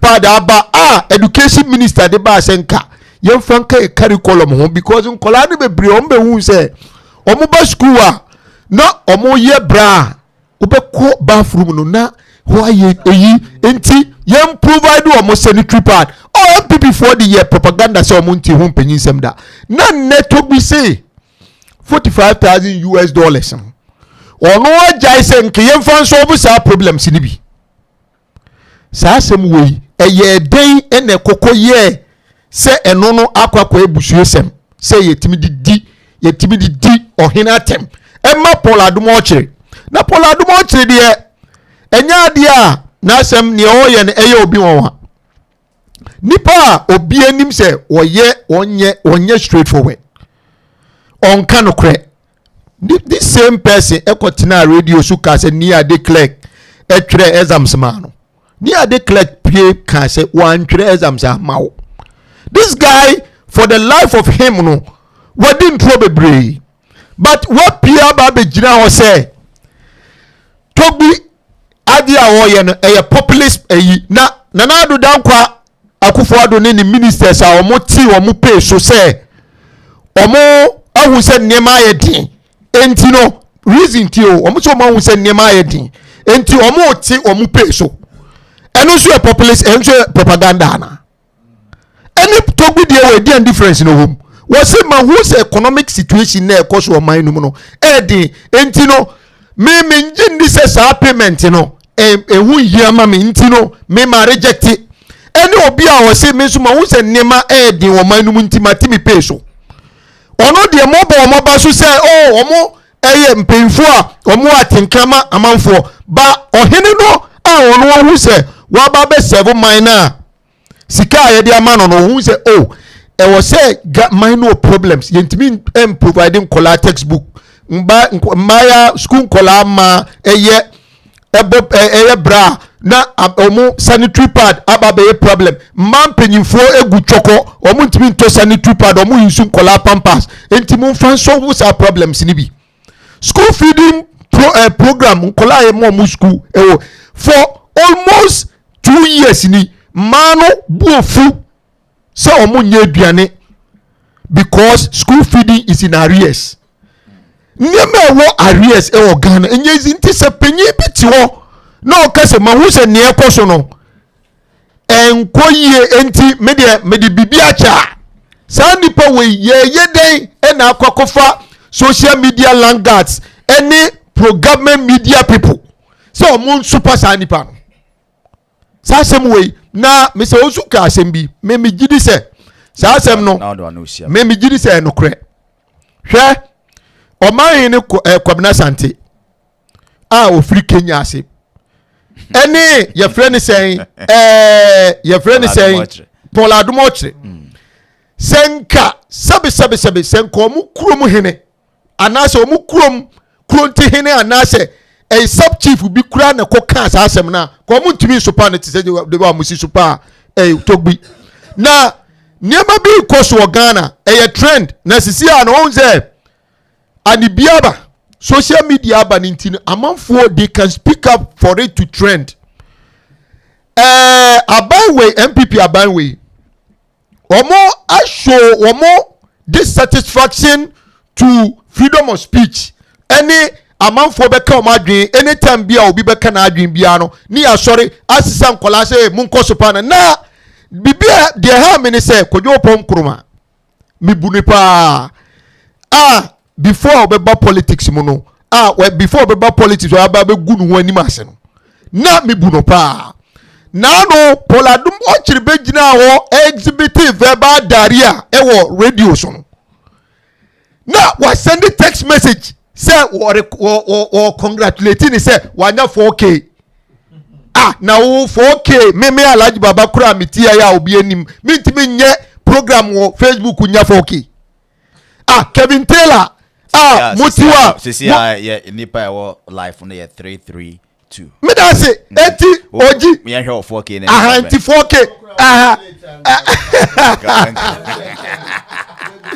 eti meba eti sometimes no sa nema na ekono ayese se ohini bi epie na okasa na sa hene no enkonko ye friend say on free baby ya na omuti hwe ne na ado ye your friend say aflawo hene eko kasafa e-blocker jo mama see ya yen complete ye nanado say ono hene ne nko complete na office say nanado senka wo eastern region hene bi anase chebi ayi koronti hene anase your friend say ndifa hene bi na koka sa asem na nka wo nanado nka obetima kasa asem na kire no but enam say woya igbeni nti no wakasa tia enukre na meba no tie okay you see tie who say okay with the big enam say wonye okay meba okay ene okay but tie who say also for assemby say da ye wo awarder ye ferry for BBC so what you say hwe asema meni wuke asem twena ni dawa ye monchen so what you say twena ni dawa ye monchen asema ye ken senkwe ko ba se hwe abawe ebetina akunya so se obi kasa da die nsem na doma hene nkae doma hene die sopa na won sopa abanwe what is oma boni dinda because omusuro no omu nimsa osanso nim abakosem binum what I say some I kika no ye nim ye kan but you dey for ni nyina nto nche media asema make can say Togbe adia wo ye no wa ya dia obi ye bita e wo say bonaba so ti say dem so su kan obi no me patches so ono no ena ono Togbe no kura no ono return sika ni gina na do nso nka se wa forfeit ni pay ansa na ye dia compare Togbe dia no wo se wa ti no pay so ena ono ka se wa ti ni pay so no the same breath the same reason now the ti ni pay so na do so forfeit 3 months pay now but say one me just say say what you say private resident one salary go and check yeah me there asema make can say me there at the end of the day na asema make can say Togbe am making the point clear say adwuma na oye no ye tua ne ka waji pay wasanso anya privileges binum as a result of the office enti say na wa save awie no sika na omodi ama no wonu fi se Ghana ehie sika Ghana ye broke abana ma Ghana ye broke enti no yemfo sika ne nkonko solve problems ni bi when so asema o say yetimi di ho abobo ni atipo da was why are there and there senior we see see adwuma bia ne ho a edensa wo ye NDC communicator hwasa ni alaji ya twira ma no onka wie ya wo twira adwuma bia ni yasa all right NDC honorable so the punchline I know him mama go safara ho na me here also dey o ka fa ho say topic na ye conclude on e conclude ya mama akasa o no ebi ana wa dey travel from no mommy come here mama na ka mommy ka say mama na kasa asembisi say magasa be sorry akọ mama Mr. Zapara kasa kakra Mr. Zapara when you ready yeah I'm ready me ba cha yanko mama 5 minutes all right me that was 5 minutes I'm say because mommy kasa Pacho it's a nice topic oji dia me pese yete ase ne say me pese sometimes say ye kasa Pacho your mic no customer me ha so na matimi ate on say ye kasa me pese ye educate nkrofo enye say yetena se a na ye be propaganda na say ye beka nsem etu mfuturo egu nkrofo anim. First of all, the embassy etias here they say, as gracia, idea wo constitution, right? Article 71, idea wo office holders say when you serve at the end of your term, 4-year tenure, no, this is what you're going to take home. Idea wo constitution mono, say wo fapping is having a foundation, and the person maybe some will say. Constitution, yeah, natural Ghana Constitution. Rollins. JJ Rollins. That is the time. Listen, and you know, like Mutie, Mama get you. So you know, like from Rollins' time, NDC euro how many times? MPP euro how many times? NDC eteki S Gracia up to date. MPP so I then eteki. Yes, plus double salaries. But Oji, me pe say, dia wonim. Dia me pe say yeti ase ni. Dia me pe say yeti ase ni. Dia nana eye no. Me can say wanye ni yi. Togbe Afede. Fine. As Gracia enye mandatory. You can choose to reject it or you can choose to take it. Thank you. Mamika Semichrom. And when you look at certain things, and yet, hold on, Mokasa so. And yet, Nana Afede, and Kwana, were rejected, Sika back to the States. I'm say, first lady, the example Rebecca, yes, or rejected in there. But Mamika say, listen, two, Oji, second lady, Samuel Baumia, also. Samira also rejected Sika. This is to me it's a good thing to do. Say ufi say ya more Sika bi na say o de ma states in the back. Say you can state coffers. It is good. But the problem on this one, you know, this is the first time Obi Ako public, that is Togbe Afede. What public say or rejectiska. But let me tell you something. I don't want to say this is political motivated, me political background.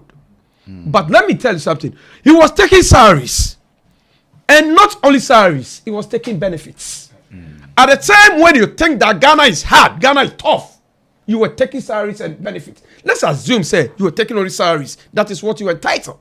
But what about the benefit? Extra benefit, you were taking it. So why is it now? Say, after you are decided, say, you're not going to take the ex gratia. You're returning the money as if, say, who nim, baby, as he can't fear. That's it. It's like, he's educated. He should know what he's talking about. Sometimes we don't just come out and say certain things. Because let me tell you, before you were coming to office to serve on the Council of State, you knew, said, this is what you're going to take at the end of what? The year. Right. At the end of your office. So why? If it's not politically motivated, or sometimes we do things to disgrace the president. You know, sometimes, you know, like in politics, you know. What has they got to do I'm coming. You know, like, okay. Now everybody say man for you then say bia in your mind whatever but let's assume it is not only peculiar to Ghana. The whole world is tough now. We are all facing economic crisis in the world based on two things. We're just trying to recover from COVID-19, and then you see the Ukraine war as well. These are two things. I'm making my point. No, go ahead. I'm making my point. So these are something. Even look at America. I'm driving from Philadelphia now, and with him, now me checking gas prices. Now me will say, Philadelphia gas was $6, and even me by me talk over gas, over $5 plus, and I converted to cedis in Ghana, and me will say even gas in Ghana is cheaper than gas over here. But why? Yes, because convert it. Convert $6. Listen, convert $6, and Ghana is 42. Ghana cities, yes, 42, 45, and then 55. So, OG, when you see this, people start to talk about the president. So, if Petra heading, but you know, it's not from the president of Ghana. You know, we are in hardship. Let us try and then come out of hardship. You know, Afede, Nana, Togbe, whatever. The conscience, a bit, you know. Why? Oh no, wait. You know, like sometimes it's not harsh. Okay, maybe explain it. No, make conscious. Let me explain. Okay, let me explain. OG, maybe in the form of insult and not insult. Oh, he's another person, very respectable person. I cannot insult him. But let me explain to you. Conscience, Nini. You know, Uchi and Nisema, okay, can have listened to him over and over. Or see, while attending much of the meetings, you have been appointed to serve a nation. Your mom mandated to serve. You refuse to do what the nation asks you to do. Also, I think it's also about 30-something meetings out of whatever meetings, a lot of meetings. So on the conscience, this is why I'm using conscience. Because I say Juman aware no 1 year Jumani ye. It's like Mitch say yes. Nitibua Ebuan for yes, because you know I'm listening what he said. I'm quoting what he said. Also, I think so 38 or 39. Yes, it's on our fee say, Sawen, 1 year Jumana. I was so heading. Oh yeah. I read it. How many people are connected? I'm coming. Okay. Now we're going to say, media. I don't deserve this. So I'll send it back. Don't you think it's a form of... And I can say, it is a good thing. You know, like when people do that, I will say, yeah, because the money is coming back to the state, and then the state is going to use the money. So my friend say, oh, you know, as I can say, and you know, and I did, no, I could, you know, it is a good thing now. Or did Sikania then Ebaye, we're not going to reject it. And I can say it's not mandatory. You can choose to what? To accept it, or you can choose to reject it. It's up to you. Okay. One person will make you a decision. You know, and this is not going to be the first, and it's not going to be the last. We'll get people who also be coming. They are entitled to that money. It is a service that you have rendered, whether you like it or not. It's in the constitution. And yet, in this case, you know, listen. If we're going to talk about this, Muamika Semcho. Sometimes me NDC ni say what did he say? Alaji. You know what? Who kasa. Talk about this guy who say NDC parliamentarians are they talking? They are quiet. Ask yourself why are they quiet? Because they're also taking the same money. Maybe they also take which is can be. But why? Both. Let me say both. Oh no, MPP they also taking it because it's in the constitution. It's not wrong. And then other members say it is not wrong because it's the constitution. MPP, NDC, and then executive, judiciary, and then yes. So it is not wrong. If the constitution has provided it, it's not wrong. And then they also say because constitution, you know, you see, nipa nipa, you know, even. Ordinary people, when we now be ideas, the account. No, I'm show constitution. It is so far as a constitution, there. Everybody, so like when you serve, you're entitled what to take the money. So one part, you give it back to the state. The state will take it. Nobody rejects money. Yes, so the state will take it. But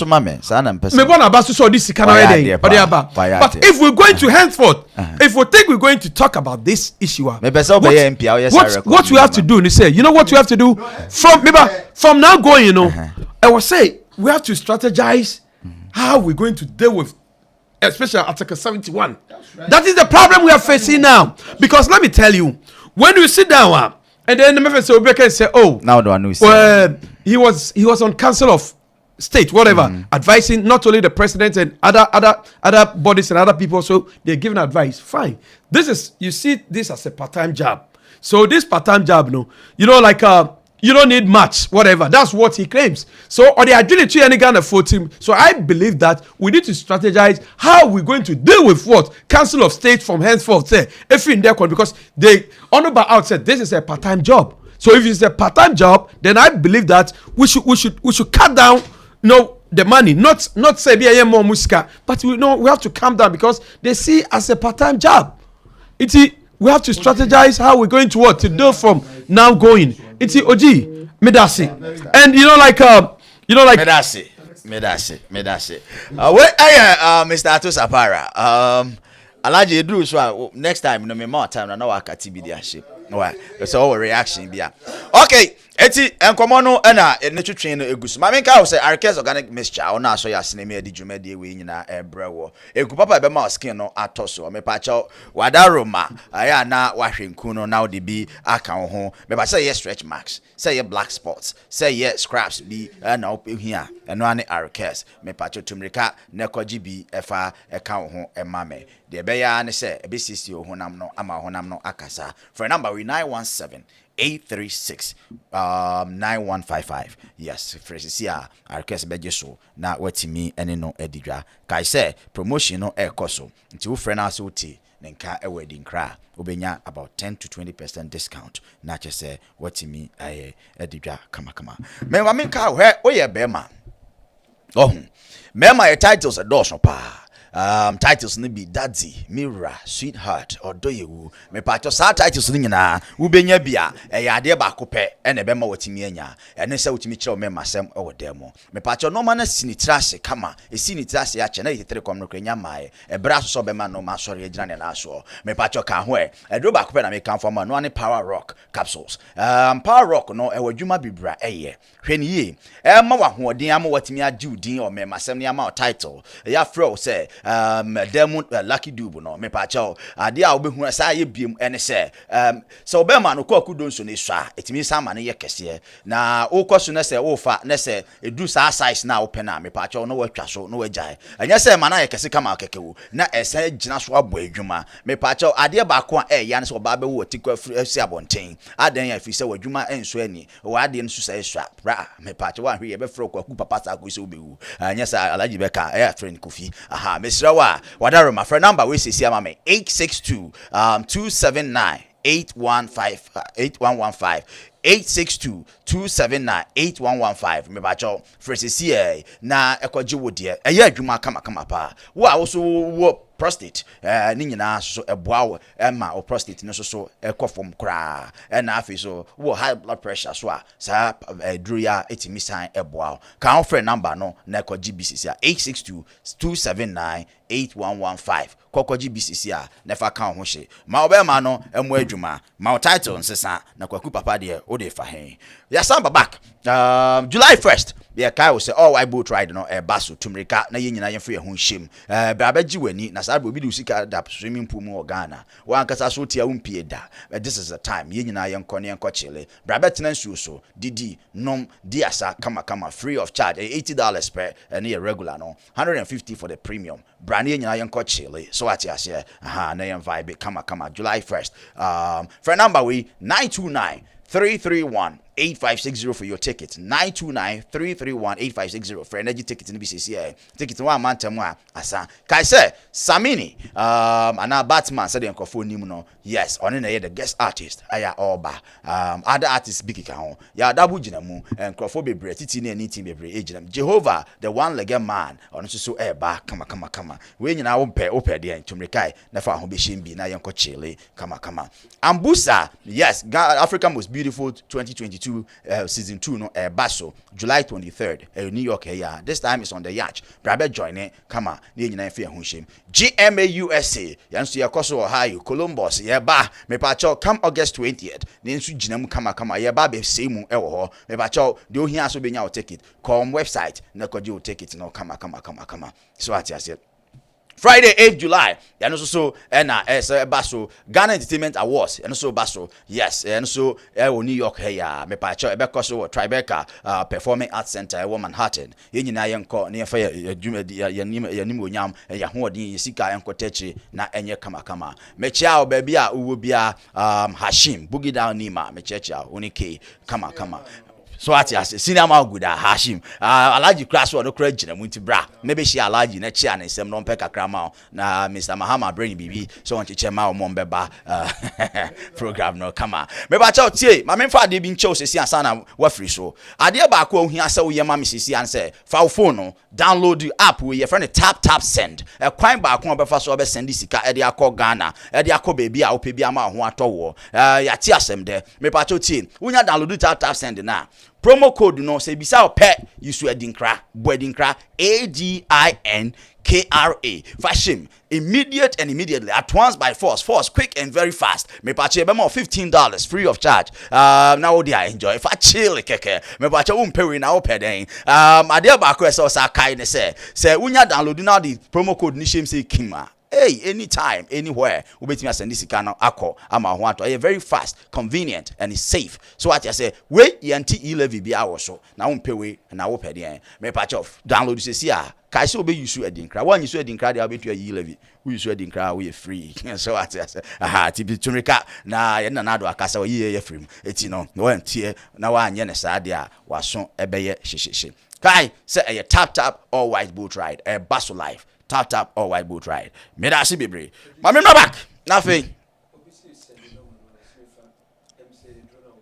Oh, a drone dia no yeah. Me pa cho on friend say here. Ade ba ko be bo answer friend no say ote nka e we ADINKRA. You know so 20% discount. 862-279-8115. Me pa cho ma bem 862-279-8115. Friend 115 yeah o frɛ a o say o ti nka e we ADINKRA radio me pa cho frɛ no kan problem ne kyerɛ no obe hu aduro be bro be a wo bia o be ship de abrɛw kama enkofo di adanse o se ma so ma hwɛ na ma gie di enkofo afresh aduro we hu board adanse de enkofo titles asese wo masa wo tie wo so frɛ kwaku papa en how hey Charlie kan ho na ko ba ade no kitwa yi enye sei kama na sister Maggie afro hello Zazi okay we are back to the studios now afa yemfa nkomo no enhyehyɛ so the next thing na ye be hwɛ ene se Ghana Sabre enchekra na yenya ultra modern national cathedral Basso ewo Ghana na nado even sit down kama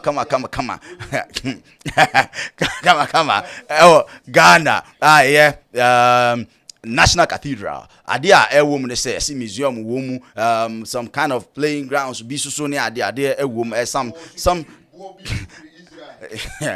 normal be kama a tourist site so at asia no ti abusiafo so ebinom say this is not the right time kakakra na nado so kire mu say nkenye Ghana sika e na ode ye in free Ghana coffee sim Nemum manfo na enso mumboa na kakra ntoboa kakra na nke yemfansi asoda amanyame na nyame ebaga na wonya baabi atena mesremo momi akoi na yenkoboa amanfo chese enye this is the wrong timing for this, and even it's not a good project. Say president Eddie Ebisin and so say or ye bibi sa manfo chese hey ebebo apa impo anye hwe kra no ebefa ni pa adwuma tourist site so all Ghana na ebenye bi e de account.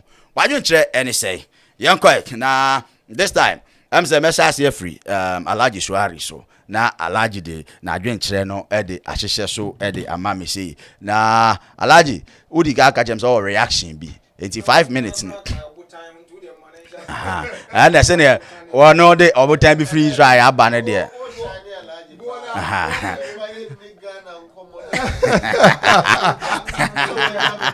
hey, large propaganda, yeah, but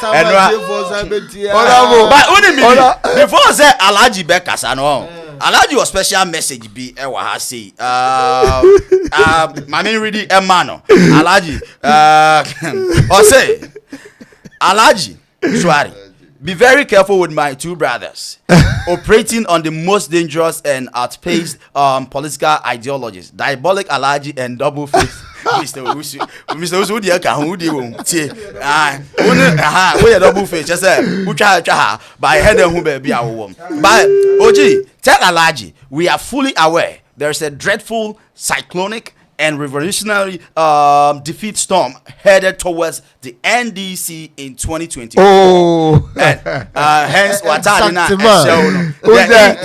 the inscription in Alaji's T-shirt is my witness. Regards to Honorable Kofi Amoako and Ato Sapara and everyone. Frank Entry, NPP chapter chairman. And also me for message you. Alaji awo.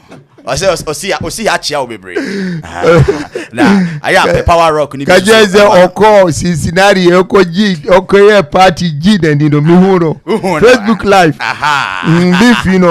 on that note you know pese me congratulate nipa be mienu bi mi aminu Sani Ibrahim nyina friend Sani Abacha say omo you know NPP national the whole USA a friend is a national coordinator and yes small position was some party nache was started as serial caller why did this say wababe do national nasarako and yes small team congratulating na me MPP me senior man Bala Isa Bala Said Mr. Bala omo national organizer the whole USA and yes small position and no more you are the only thing how many say omo be lead party no to opposition and the only time I omo me aminu no ya consider omo adwuma no omo eba be co opposition and yes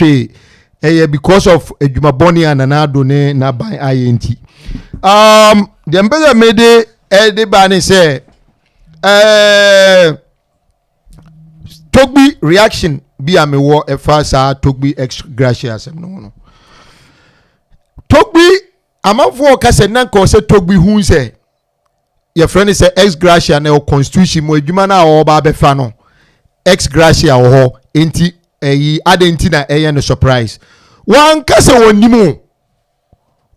wonim se ex gracia ho e na adwuma na o kwa akoye ne nye ex gracia enti e na onye adwuma no obeye adwuma no ba ono ex gracia no nya ade a ono already no na koma pedada ena oka sasem no wachire no mu e wo letter mu in a very short sentence o senke eti ase ba manfo adan debate no kura e de abase your friend say attendance ayi no kura ono kura no call council of state no kura no omba meetings say ano oma dan conversation na ban we no ade ba ko ama ba be hu ni say omo ababe say economy anema ye di Ghana no so obi be ka asem kekre bia na omuti kwa pai asemo a Togbe kan yi se nye ade a waye agript se wo no wa ba be say ade no na ono eye den o ka asemo o kai wandi atem wɔsi wɔn ho sɛ Ghana ayɛ den na Ghana ayɛ den ampa na n'ado na admit sɛ Ghana ayɛ den na ɔsi o meboa aban no ɛma wasolve ne problems a ɛno nso ɛdidi atɛm ɛne ɛyi ɛfrɛ ne sɛ ɛno super ayɛ super no asɛ kyɛ sɛ enti adeɛ no deɛ nyinaa nim sɛ ɛwɔ constitution mu ɔno anso nim wankasa wɔ nim ɛna adwuma no a ɔkɔ ɛnyɛ ex-gratia nti na ɔbɛkasa ɔnyɛ adwuma no enti saa deɛ no ɛwɔ sɛ yɛhwɛ yɛte aseɛ ɛna me ne me nua nso bɛdi ɛyie me ne yɛ adwen sɛ yɛ constitution na ɛwɔ sɛ ɛhwɛ ne yie na nneɛma binom wɔ hɔ a yɛtuatua no rɔfrɔfo de ma amanfo ɛwɔ sɛ ɛhwɛ ne yie ex-gratia menka sɛ yɛntwam completely because offices no binom wɔ hɔ a ɔmo deserve te sɛ neɛ honorable king MPs bra ɔmo brɛ ɛkɔ ba nyinaa wokɔhu MPs binom a former MPs binom kora na ɛka sɛ ɔmo ayɛ MP da wongyi nni but sɛ nipa koro no ɛbɔ ka wie na ɔyɛ yi na owie na ɔmo ma no ex-gratia o deserve enti ɔsɛ define saa nneɛma no yie offices ni binom a na obi akɔ serve council of state a wo se ma akɔ ma no ex-gratia enkamia yɛ sɛ aman ni sika ne yɛ kyekyɛ ma amanfo di no kwa abra teacher ni obi a serve teacher a kyerɛ adeɛ wɔ kurase akoro so nsuo akɔ kyerɛ adeɛ wɔ kurase ewie amanfo tete air condition mu wɔn agbaba nya ex-gratia ɔno ne pension pay kura nduru 1/10 of that eyi no ti saa ne ma no yɛhwɛ ne yie Debi enti ma use 2 minutes e dey ayɛ sɛ issue no meba Oji on the issue of your friend is saying National Cathederal are creating outrage ewo Ghana nyina no due to the economic conditions are you because of your friend is saying abina nkasa na mambu na obu no na mamfo are outraged about this issue of National Cathederal. Any dishonesty surrounding the whole your friend is saying National Cathederal project, you know. Oji many who can say visionary leaders binum thinking about the Ombesia move or economy. Sisi many who can say Paul Kagame Rwanda. Was what Tennessee who say agriculture is one of the a year bit move the economy of Rwanda. Wa vote sika $1 billion at to us what investing in agriculture. Ama within a certain span no like what man who some years say Rwanda imported aduane free kuro biaso. Omo abedi omo aduane ombedi no Rwanda nyina be produce no America Rwanda. Na enye saa de na yede ti America say who take your friend is saying Buffalo kwan we say wo ko Canada uko hu obi afuo a eche mikrom wenchi adenti ebro eni nnuane a yedi no America ha nyina America fo ene your friend say omo na produce nama yewe ene Ghana asase a ye wono Ghana ye penamo a ye America na be fanam every Ghana edi free America edi ko Ghana adenti na wo say epitimi ba ne sa enti se ne amabuna sori omunni adwumaye abani ni plan a odi be solve sa problem no economy no niema yedi abani ni plan a odi be solve sa problem na National Cathederal na wo kwa akosi a eno kura na ego against Bible any Quran nsema omaka say your friend say won tenase makomo newo na wo yusika say wo de kobo afore e wa sori but sadwe no ena ye aban na e Ghana no e de to amanfo no tim which is very bad. Now your friend is saying uko Ghana, the constitution of Ghana, the 1992 constitution of Ghana separating the state from the church. Unim the entia because say kase ye the religion ba state affairs more and say your friend is saying abosumsumfo enso sori se omo hia national shrine na nkramofo enso se omo hia national mosque national mosque na say national mosque na enye aban na sima Ghana enye aban meba enya debi enya no debi yesi enya ban na si ye nkremofo sorry say omoba be si national mocks no nkremofo na ko pay sponsorship free take aban na be si mai ena asase na esi ye no aban na di asase ne mai ba yankwanko bubu amanfo fie eni your friend is saying judicial service for fear esisi wo enye ne yeko bubu ye asase ne da ho ena omode mai ena edi si sa national mocks no enti se ne se mudi nyamesom eba be wura mamuo mu a se abosumfo sumfo so sori se omo hia national shrine na e wo se esi ma omo na yeka a yedi ababe ti se ebia yeka nyina yedi aye ti se yeka mo na muka se mo sori se mo be si national cathedral nana do danko akufuado e ka se ono ni nyankopon ahyebo se obeye president a wa hye nyankopon bo se obeye president a obesi asore e di ahye nyankopon animonyam ono no personal pledge no e na waye e di amanyame na waye o personal pledge e di amanyame a na tamusu ya wo ba besi no e na ebisa se nana asori wo be fasu be kwan ben so e na wo be fasu di esi o say aban will just provide the seed money but enya aban e na be si asori no e di amaye obi ati no ho ase mo ba bruchire mo kokko around se mo kwa fundraising na amanfo antua na mo kwa fa echire eyi Ghana sika tam se mo de kwa e de koboa na yeka amanfo fi se sika na nansen omo yi ya ye ko intercept ye no eno na issue no ena the cost to the state that the main cost to the state ni say ansa na ebeba be si national cathedral ye ko bubu mfie bebre fia judicial service for fia buildings are esisi site no omo bubu ni nyina ye bubu wie no so ya sa kwa sifu fro e de amomo at the expense of the state. How do I know you say my time now? Amanfo fia esisi wa omo demu no ya ba be bubu eno ye cost to the state. Ye wie no so no ya sa kwa ji asase fufuro asa kwa si dan fufuro de amomo na wiase saa de we himfa na wati bi da America ase cathedral sa esi nyina wo de kona kohwe omo history a collection of churches and esi cathedrals enye aban ene yi ni si cathedral na ne adwen ne se okasa aban na che say if your minor photo is this one coming from the coffers of the government? It is coming from the coffers of the government. Na say finance minister issue state debi meba yes but yes but your friend is saying sika recently you intercept yes a core your friend is saying international cathedral and borrows us seed money now mo kan say na create and how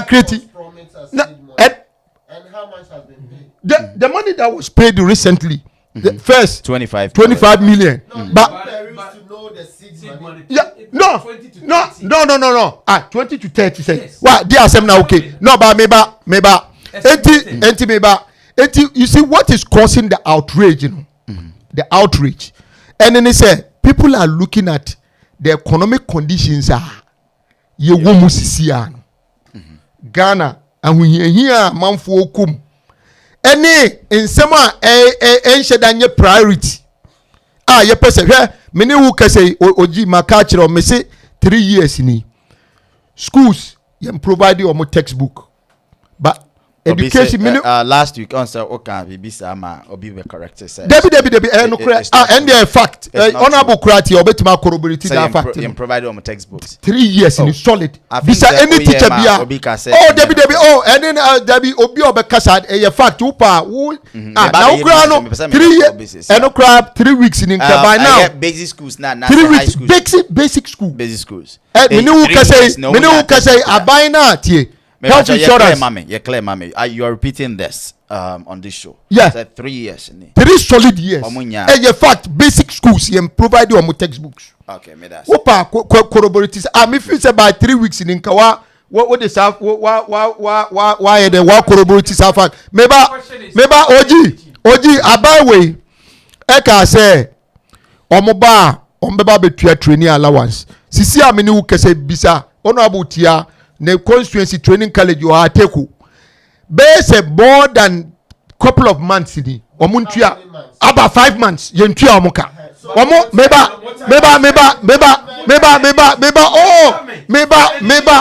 oh tubuasi meba oh tie si tie tie o si ye twem sa asem we dum jira oh your friend say oh tie wow please wait until Mr. Oji me Alaji beba eti Oji tie nema Ghana go through no enye joke abana president na kase nema nkoyi ba ye nto eboase but in the midst of all this no na wo san pie na wo say wo di sika sika butini anasika sunu bi say e dey kwa wura cathedral project mo you don't expect the citizens to be happy. So what I say? Thank you. From the background say aban we ajibusia sin aban bia in the history of Ghana. She said they don't have anything to show for it.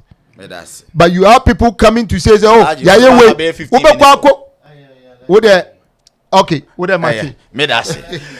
Okay, Alaji, Moji Dasi. Why are there? Never had I say time no find yeshi, but yeshi. Okay, Mamiko, Mr. Sapara, honorable member, enough time. Aha, to Mamiko, Mr. Sapara. Yeah, Sama honorable na. Medasi. Yeah, Oji, National Cathedral. Also, Dina. You know, first of all, no, there was say say. I don't see anything wrong with it. Why I don't see anything wrong with it? Say, first of all, so Obiaye BBA, let us look at the benefits. What will be the benefits? Its importance to the states. This is a cathedral AC, not for church purposes, but it's going to serve so many purposes. Purposes like it's going to be one of the best or one of the largest in Africa because it's going to be like a 5,000 seats capacity, which is a very big capacity. And the president, he believes he is going to raise the seed money, and the seed money is estimated that is $20 to $30 million. Then private individuals and then churches will also contribute. Not just almost see this cathedral for the nation. But I look at it benefits. People are going to get a job out of this thing that they're going to do. And at the same point, the place, the auditorium, will also send money back to the state because people will come and hire it. Because the idea is that it will serve as regional, national, and then international purposes. So in this case, you see, when there's going to be like meetings and other things, people will come and then hire the place. And when they're going to hire the place, what are they going to do? They're going to pay money. And where is the money going? The money is going to the coffers of the state because it belongs to the state. If we think that the cathedral is not good, okay, what about National Theatre? Is it not good? National Theatre is also good. It's a building which serves so many purposes. But let's understand, and yes, sorry, no more day, if you look at the tourist aspect of it, and come to me, I'm a Sika. Countries like Dubai, what is making them rich? They don't have anything, but they are rich because of this tourist attraction and other things, which people come and then pay money. People will walk from all over the world, and then they will come and see what the whole thing is, and then they're going to pay. So that is what we have to look at it. But Mommy and Jean say, sorry, they are sorry. And you know, I saw the command Methodist for now, and they demand Presby, and they demand Anglican, and they demand Pentecost. Mama Mika, so this is one thing that we have to know. Say there are going to be programs, and even look at international programs. If we have this, the whole Africa, let's say we're organizing Africa program, and then they will choose, say, oh, we have this burden in Ghana, which will contain a lot of people. Why don't you go and then do it over there? People, they'll come and pay, and then we'll get money back. Let's just look, and don't forget, we want employment. People will get money, people will get job out of it. People are going to work over there. This is something we have to look. We should go beyond the layman understanding of the cathedral. Now, say NDC for but say propaganda say. That is all that you know. But the only thing that I topic where I so wait they say, like though the current situation, and we have a president who is so wise. Just last week, do you know what the finance minister did? He announced, said, president is sweeping and then cutting down what? Like ministerial expenditure and other money, sir. Like some office holders. Even he says, full coupon crano, they want to cut it half of it. Because he thought, things are hard. And it is not only in Ghana. Everywhere is hard. We are in economic crisis. No country is safe. Said there is when you talk of economy now, it's good. Economy everywhere is tough now. So let us sit down and look at it. We have good men, good people. They say no, we don't want to go to IMF because they call IMF. There's going to be like a negative aspect because they will dictate what we should do with the money, what we shouldn't do, and other things. We don't want it. So the president said, we're cutting down costs so that we use this money to what? To save the country. I believe that he's so fantastic president that we have ever have. Thank you.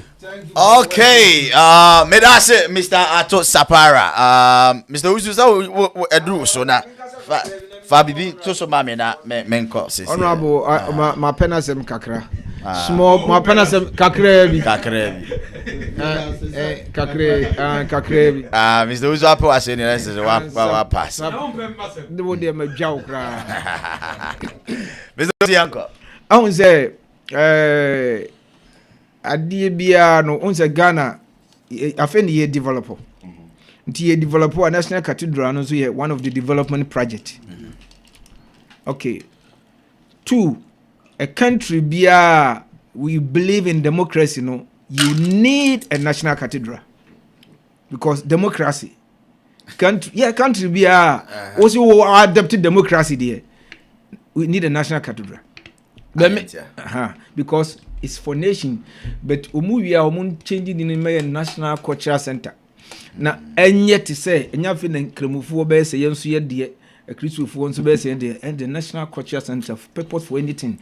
On the as what for no hijacking National Cathedral money seems to say a solid property. And Tino Ama Obia Casa against it, National Cathedral. But idea about a man who look bad at this time and they say, you can say something you need and must needed is different. Yeah, here, but in your must at this point in time. Why? Recently, Nanado Becca say yam pasi ilevia o nyesi kentria ni ministers ni pabinuka. Right. A country one ye ilevi obi sandi sika one take kakra. Na one fentia mpanyimfo ka. Na wo sense National Cathedral no. And no a money be a problem. Now we are in financial crisis. The whole world still more canon. No credit. But enka what proposal adie no a da ho na unim se aho kiraba sesi no. Obetimi atwe asan. Na senye se Ghana na alaji kan se wokan sen bi se wanchi Mahama CBB wo ho se park.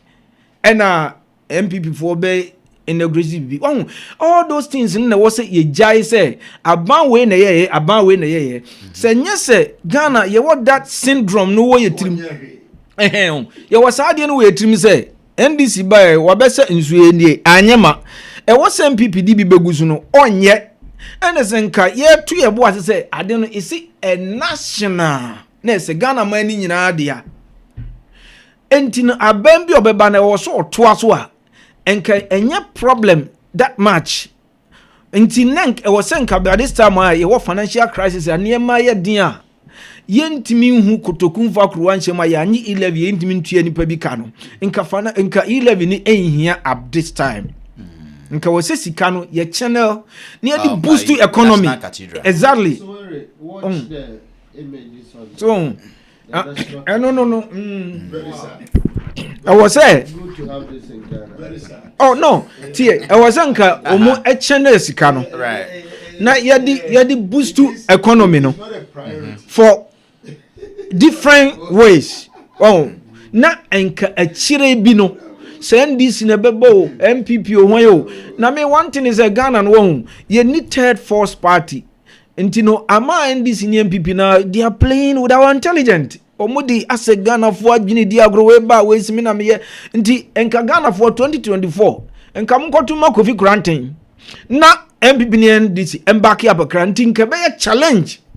Onza international cathedral there OG say NAS ye pay democracy. Into once you need democracy, say national cathedral could serve for anything. Now Kofi Annan ba ya o ya ombe na yesi nke ho ene ye be na yi. Ombe nke ho no ombe. It's one of them. Who meet a special president of the world say Biden no basa na. Enye parliament house no so odomko. One of the best serve people in national cathedral no. Some of them African leaders bet me about a summit wo ho ne niema ye be said the Saparo kai ye bet me arrente ana ahan ade so many things which is true but benefit Ghana nyina kra adwuma beba kronum kakra but me mom dia me stand still say in Kenya this time anyway here you see here say national cathedral in the friend say once na Akufo-Addo ba no o kan sem bebre ade ba ko am na Akufo-Addo amama di ne ho ya o kakra bi ni say time corona ne ba ya no mo ka say corona wo ya ade ne niema onse na mo ne na mo cheche nnuane say o mo bo skadin a corona no mo invest dia ma nnuane na mebusa madam bo East Legon say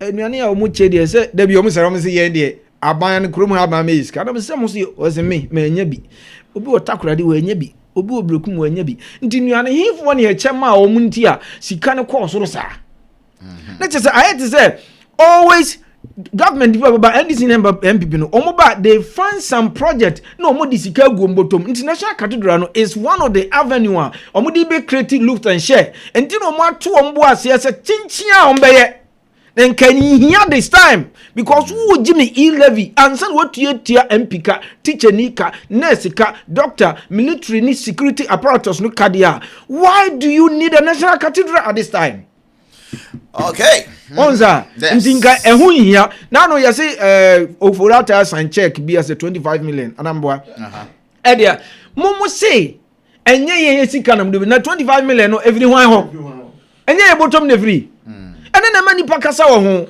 ade a wo si enye esika no de a nka omu no man's land asase obi eri so first of all what damage our properties sika na wo de damage your properties no excavator wo de bebubugu ye obetuaka is from our taxes ana baby ana dan ni sinema omu clear ho you will pay what say han bo free Israel either is true or not you will pay ana omo utu omu from you have to compensate them enti say enye esika na edisi na obi sika kura still you drain your coffins now the national cathedral enti the purpose of national cathedral no this time no kwan of faso ebubu judges dying and kwan of faso a wo se enye esika na nso so finance minister assign check say em fan koma no ma sign hambo no means there ye esika no mudi besie nti medase menso so medase Mr. Owusu ena afaya kama just to clear the way I just confirmed with my district director of education it is not true that the case have not been finished with the textbooks.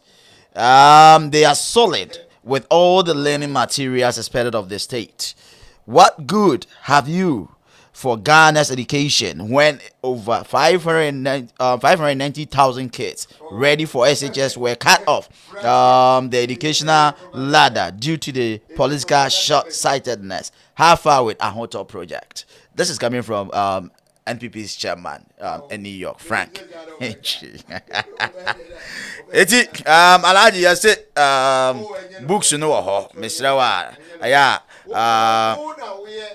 my friend nipa mi nu na o man fa yes o man pick it. Eti I'll still work on it.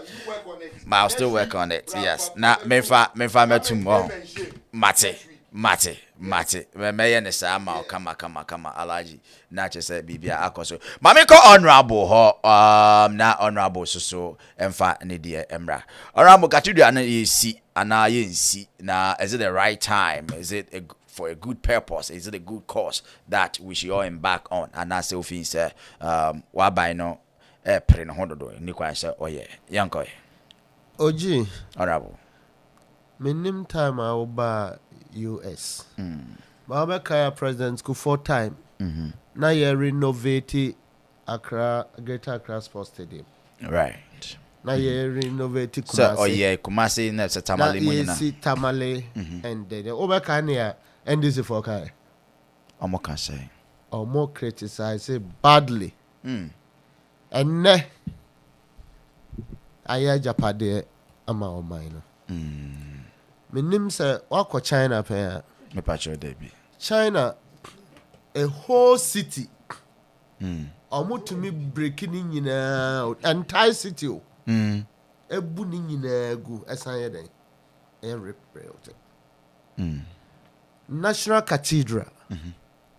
On say the national beka ho. And they me know Japade. Right. And then we have a dreamer. I was say enough says sebe yeja president kwan ana president eba ye be na wiem because you ntumi determine whether the bia nye da bia nso na nyame be hunu ye mobo right me pa cho what I say enti amamuo no from independence the bia ye budget yet under deficit enti this for nkan kire me say da ben and a name was say ye Emma Ghana. What is say a friend the gateway to Africa? Yeah. What makes a country gateway? LaGuardia Airport nano me faho. It has been reconstructed. Yeah. Ndomo ya na diocese ono mo mubuno. And go met me come out what they have today. LaGuardia Airport. Oh, old structures now. I'm saying new beautiful things. But the new infrastructure that has come at the same airport, no. None near me or no.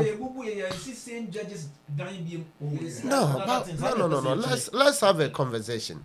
Near can say Ghana and ne Ghana, and to say 20-50 years ago Ghana. Abain biaba. Or say, or free say, a niema bebre and your right. Send your Ghana for a shay anymore, yamofa. And to Najunimono, or free say, nya National Cathedral, a beboy. Now, the good thing, Koran say, on fat bed in India and to a bicycle. Now, Moma Spain, so many other places. Me call the cathedral, say, oh. And I paid money, including Fenerbahce Stadium. So I said, on my good infrastructure. So say, you two gold Ghana in area. Let's assume it like that. Gold do carry us in globalization. Gold do thereby a tourism. Not tourism, no. The foundations, you know. Kasiepa omnia de ye. And minim so what take it time after the composition. Of the directorate or more supervising the construction of this building. Now, share attitude for power put them together as team. I mean, at least we should give them the respect not to doubt their capabilities and what they are doing. And money so far almost here raising. Project we started before COVID. And to COVID about yes, so Obama Sinsum and San Waham. Ghana say ye ho beto yen se ne de ya boy bra wie ye ho ato yen ye wo enough money ye wo we no ebi ma wo wi ase da enti ade bia wo say ye no we need dreamers to be able to do it. Give this project Omama 24 months. Now I'm praying say nyame moa ye wia. And now there is commitment to say receivables be bano. Sika ye de building no be nyano. E bi be ko o man fotu mo kese. Na yensinwie kra fast start behwe. I'm telling you, check the records. I'm telling you.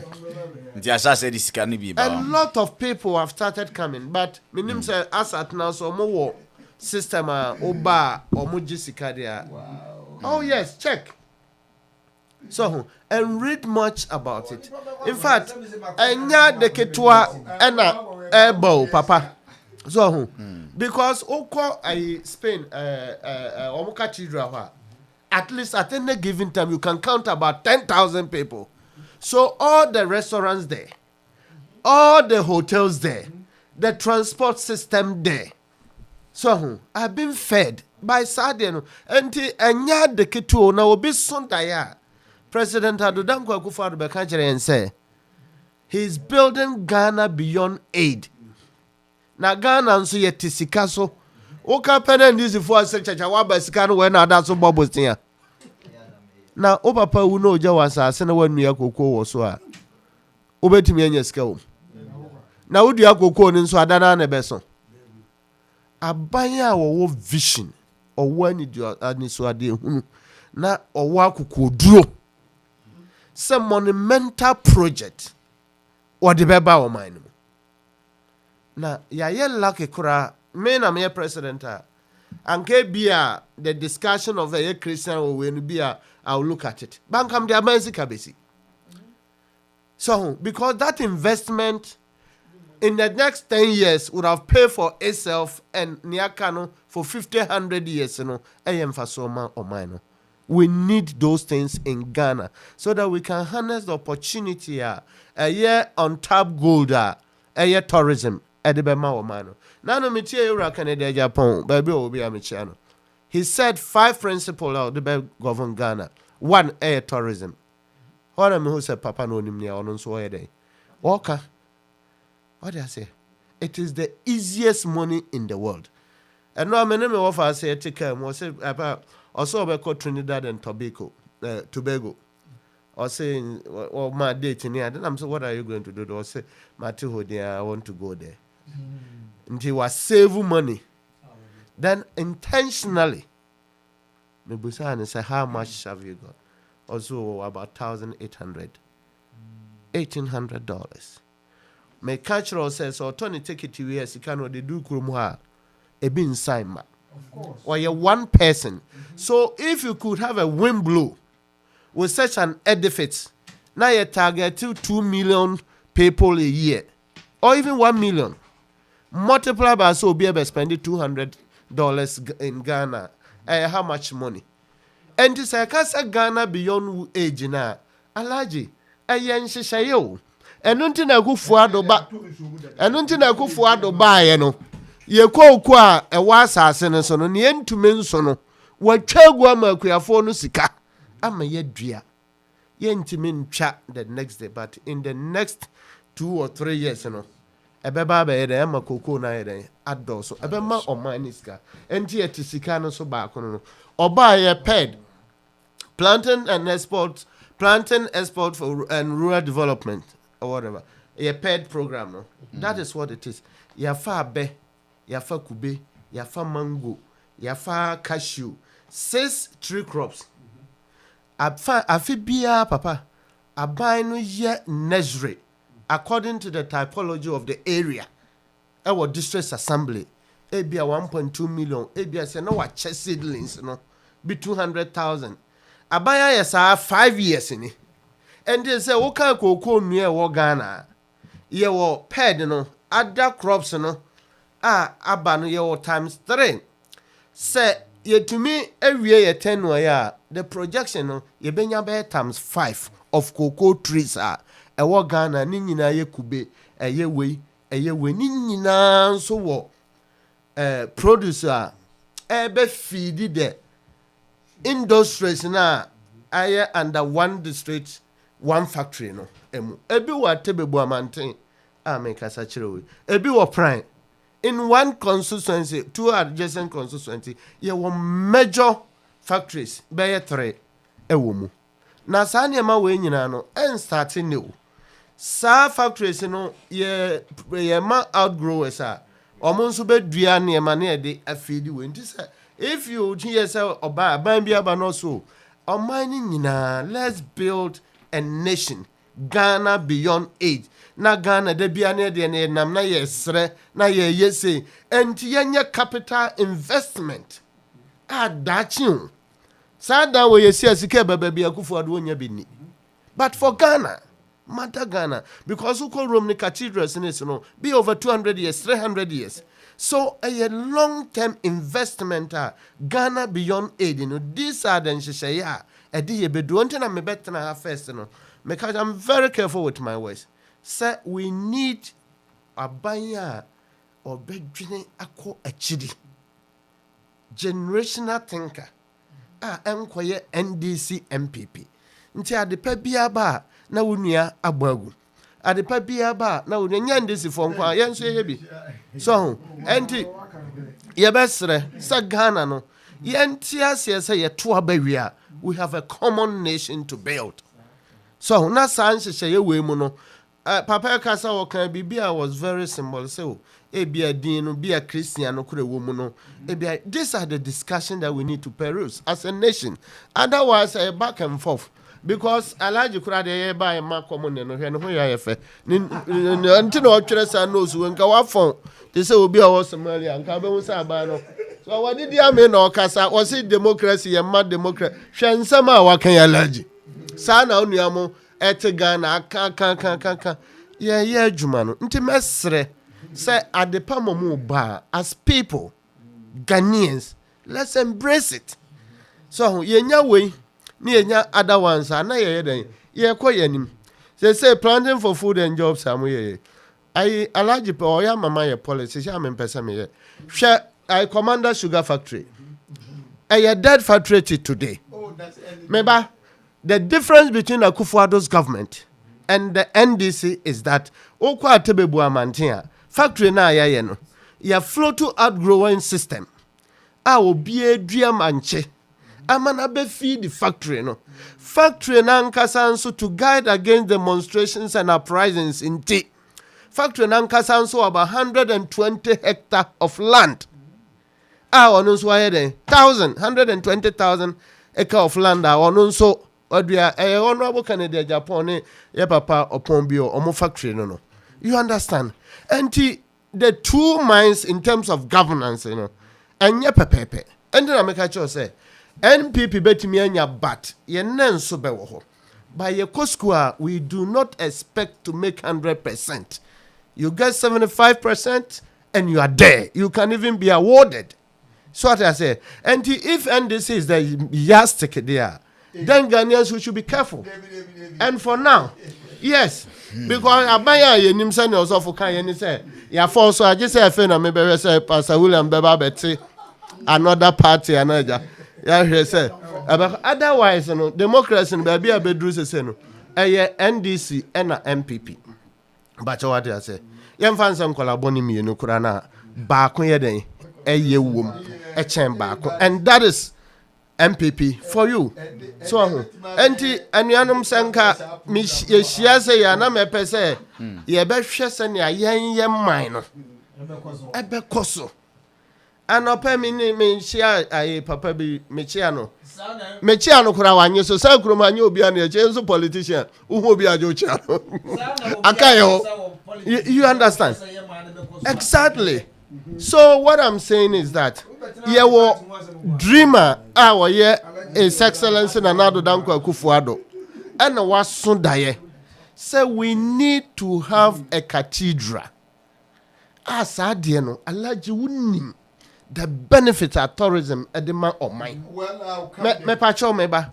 Any mosque na nyame abo ano nso yesi wo no me nya Muslim but I didn't hear me farmer ko gina ho twitwa picture nyina why and now do you know but yes Matthias but do you know people flown outside Nigeria near the nya be bomba are you aware of that and meba omoba omontoko se wonima ebi na hotel that is economy forget about that all right honorable Medase you want to interrupt me your time the next show no so I like to do the man but there is nice opportunity about the under planting for food and secondary university for start year for Ghana and now they are top and engineer to be fluent and ya bro unya a chain gold never once yet they come but caneno now do bro caneno do bro akuafo no ebro ne bammo a yenya bias but ya create akuya system abetumi ya produce more na watimi asan ya ton anya sika because your population division no akuafo ya about 75% and this occurs omunua na muni entumu a you are also not being fair and you are balancing market and you improve poultry. You what I say? And that is creativity. We need time for Sanyama Winyina and then your import bill on frozen meat. A coffee come on. Honorable Medase. So Medase. I'm saying Mijawa offer how the year campaign Medase. Honorable. I am very fast. Okay, I was your Jumadi no Nari de Abano. My idea. Why are there? Mr. Nanka may understand time no go too much. Your time will go too much. You say Kobo 6. Uja Alaja. Sending the notion of Doshono. Yeah. Mame Kao said July 1st is the all-white boat ride. Please be part of it and let's go have fun. The tickets are available. Call the numbers 929-331-8560. Moreover, if you're a man and you are suffering from sexual weakness, the best medication I can recommend for you is the Power Rock capsules. Please log on to powerrock.net. Yes, PAWAROCK, and just grab capsules for yourself. That is going to help you. You can also help expand your sexual organs too. So you can also call them on 862-279-8115. 862-279-8115. Just call on him and he will help you. Wherever you are, he's going to solve it. Sexual weakness and small D's, no, it should come to an end. Yes. Call him now and just get it done. All right. Yadi Jumani Besia. Yan Chia na yanko. Yeah, sorry. Mr. Usu, 30 seconds. Chia will be na yan sorry. Chia tiefu amutie nyina honorable ne wakasa mamani agi say yanwene Ghana ho eno na ma me pe honorable asempa odase ekufu adu me chia why nana udiano no I don't know honorable yankwe menso me chia me party mpanyimfo menu aba obaya ana Paulina Santua the freshest woman organizer any menu aba Barbara fortunately omo nyina ye menu amo ana Auntie Louisa ane akua muza edini dem bo ba mangrove for be Mr. Opon and yeah papa ye senior and so lawyer ochire dako men atie for a chia me family nso mo han so me chia o mo ne ya tie for ADINKRA tie for ana laji ana wa ya de ba untimata aba ha because nyasa o futuro gu Ghana for opportunities wo ho bebre mo mra fie yeah, that's it. One you the machines back where you free near the no mumrana yembe build it. That's it. Not chimoba. Salary or so Alaji say on your title for when he has a man is gratia. Obi are no one as salary and not your Bebuagana. About say komum kuno. Honorable Medase. Mommy Louisa Junior. Thank you. All right. Thank you. Mr. Altus Abara Yankwe. Yeah, Mr. Michia, my sister Paulina, the new MPP woman organizer for United States. You know, like that's a good achievement. She deserves it because she's hardworking. Now me chairman Frank. He's also a hardworking guy. May I appreciate you one more for the good work they're doing. Me chair New York MPP, and then me chair me Madam Fu. Ghana, your friend Prince. Oshem CCR. They are doing good work now. Thank you so much. Alhaji Shwari Uncle. Honorable, say Mechia honorable. In fact, to say the Usika, were a very gentle politician, and some more Okaka nature say, where you be or drink Ghana my home. The only thing is that we propaganda been bad, but they didn't hatch. Meaning say we're a very good politician. Mechia, your friend is Emilia Frank Berma. Debia, Nyesebia Oha, Debia Okai, Mika, Mika, and then Yamea Dumo Ababe Pimoa. Yet de Bibia Tunchea, where me bra pini ewa America ha. Say, me problem be our own first person, I'm a friend, because me believe in his judgment. We're a very good person. Once I am so free, me krum, me nuya pa. Free wenchi. Nimpon pa, hey, Frankie. Me chia on any new yere sister Rita or Timbia. Come me friend say come de me now we prepared you near Simo. Maybe you know what yeah.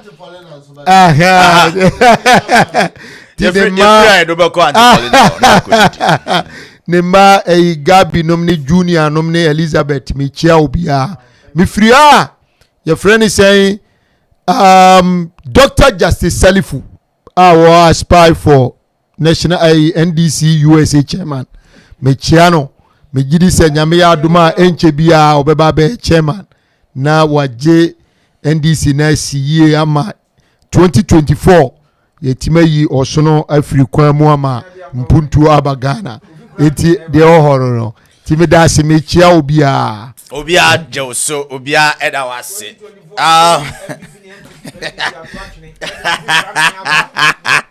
Okay, Ajuma no si ya de Juma de nyina see ya so ati ase. Some few messages be our Facebook. Me reading the quick and I am sorry. Yes. Please, is it for the first time? Is it the first time that the paramount chief Togbe Afede is part of the Council of State? Coming from Ochi Ramsey. I think that's his first time. Is the National Cathedral the country's priority? If it is, how are those in the remote areas going to benefit from it? Or it will be used by any government in power members only? Why Roman Catholic didn't build National Cathedral for the nation? Since it is the development tool, they were able to build church on top of Elmina Castle while loading our free labor fathers and mothers to Western world. Coming from Yaya Sandu. NPP and NDC are the same. Let's change to the new vision movement. Kofi Cranton. Coming from Joe Tete.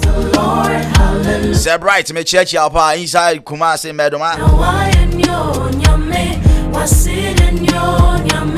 Alhaji Inu Samoro, that's great for Mother Ghana. Coming from Ochin Ramsey. God bless you, my dear. Coming from Oba Himan and Asewa Brakatu and powerful number 1. Getting to all and I think it's greetings. Greetings to all and Honorable Kofi Amu coming from Job Yao. God bless you, Honorable Sapara Arthur, incoming Aguna East MP. Prince Sam. Say what I said you incoming deal. I mean you me home farm home more in the bar wa kai me. But you quiet me for wafa. The building of the cathedral have both physical and spiritual benefits that will help Ghana. Do not politicize this project. If Nana stops the cathedral, will all Ghanaians be rich? By Reverend Obin Mensa. So Nana see I am mocha when Sisu I am mocha. Ona we just Sisu so Ghana in here so and I say Ghana for winning me. Okay, many messages in Abesia. Thank you very much for your attention, your audienceship, and everything. Your love. Chairman Frank, yeah, church, once again, congratulations to you, Miss Paulina Asantewa, for winning the branch women organizer position. On all other winners. Thank you very much. My name is OG. I was your host, and see you tomorrow on the showbiz 12 p.m. tomorrow. So coronation match, Basso live 6 p.m. Ghana time. The winners. Okay. See you next time, sometime, somewhere. If you stop to say a prayer, remember to say one for me too. Today I was lucky and privileged to host Alhaji Baba Shwari, senior communicator for NDC. Mr. Atu Sapara, incoming MP, Aguna East. Mr. Owusu, simple living master planner. Yes, master power. And our former MP and former regional minister, Bono East. Honorable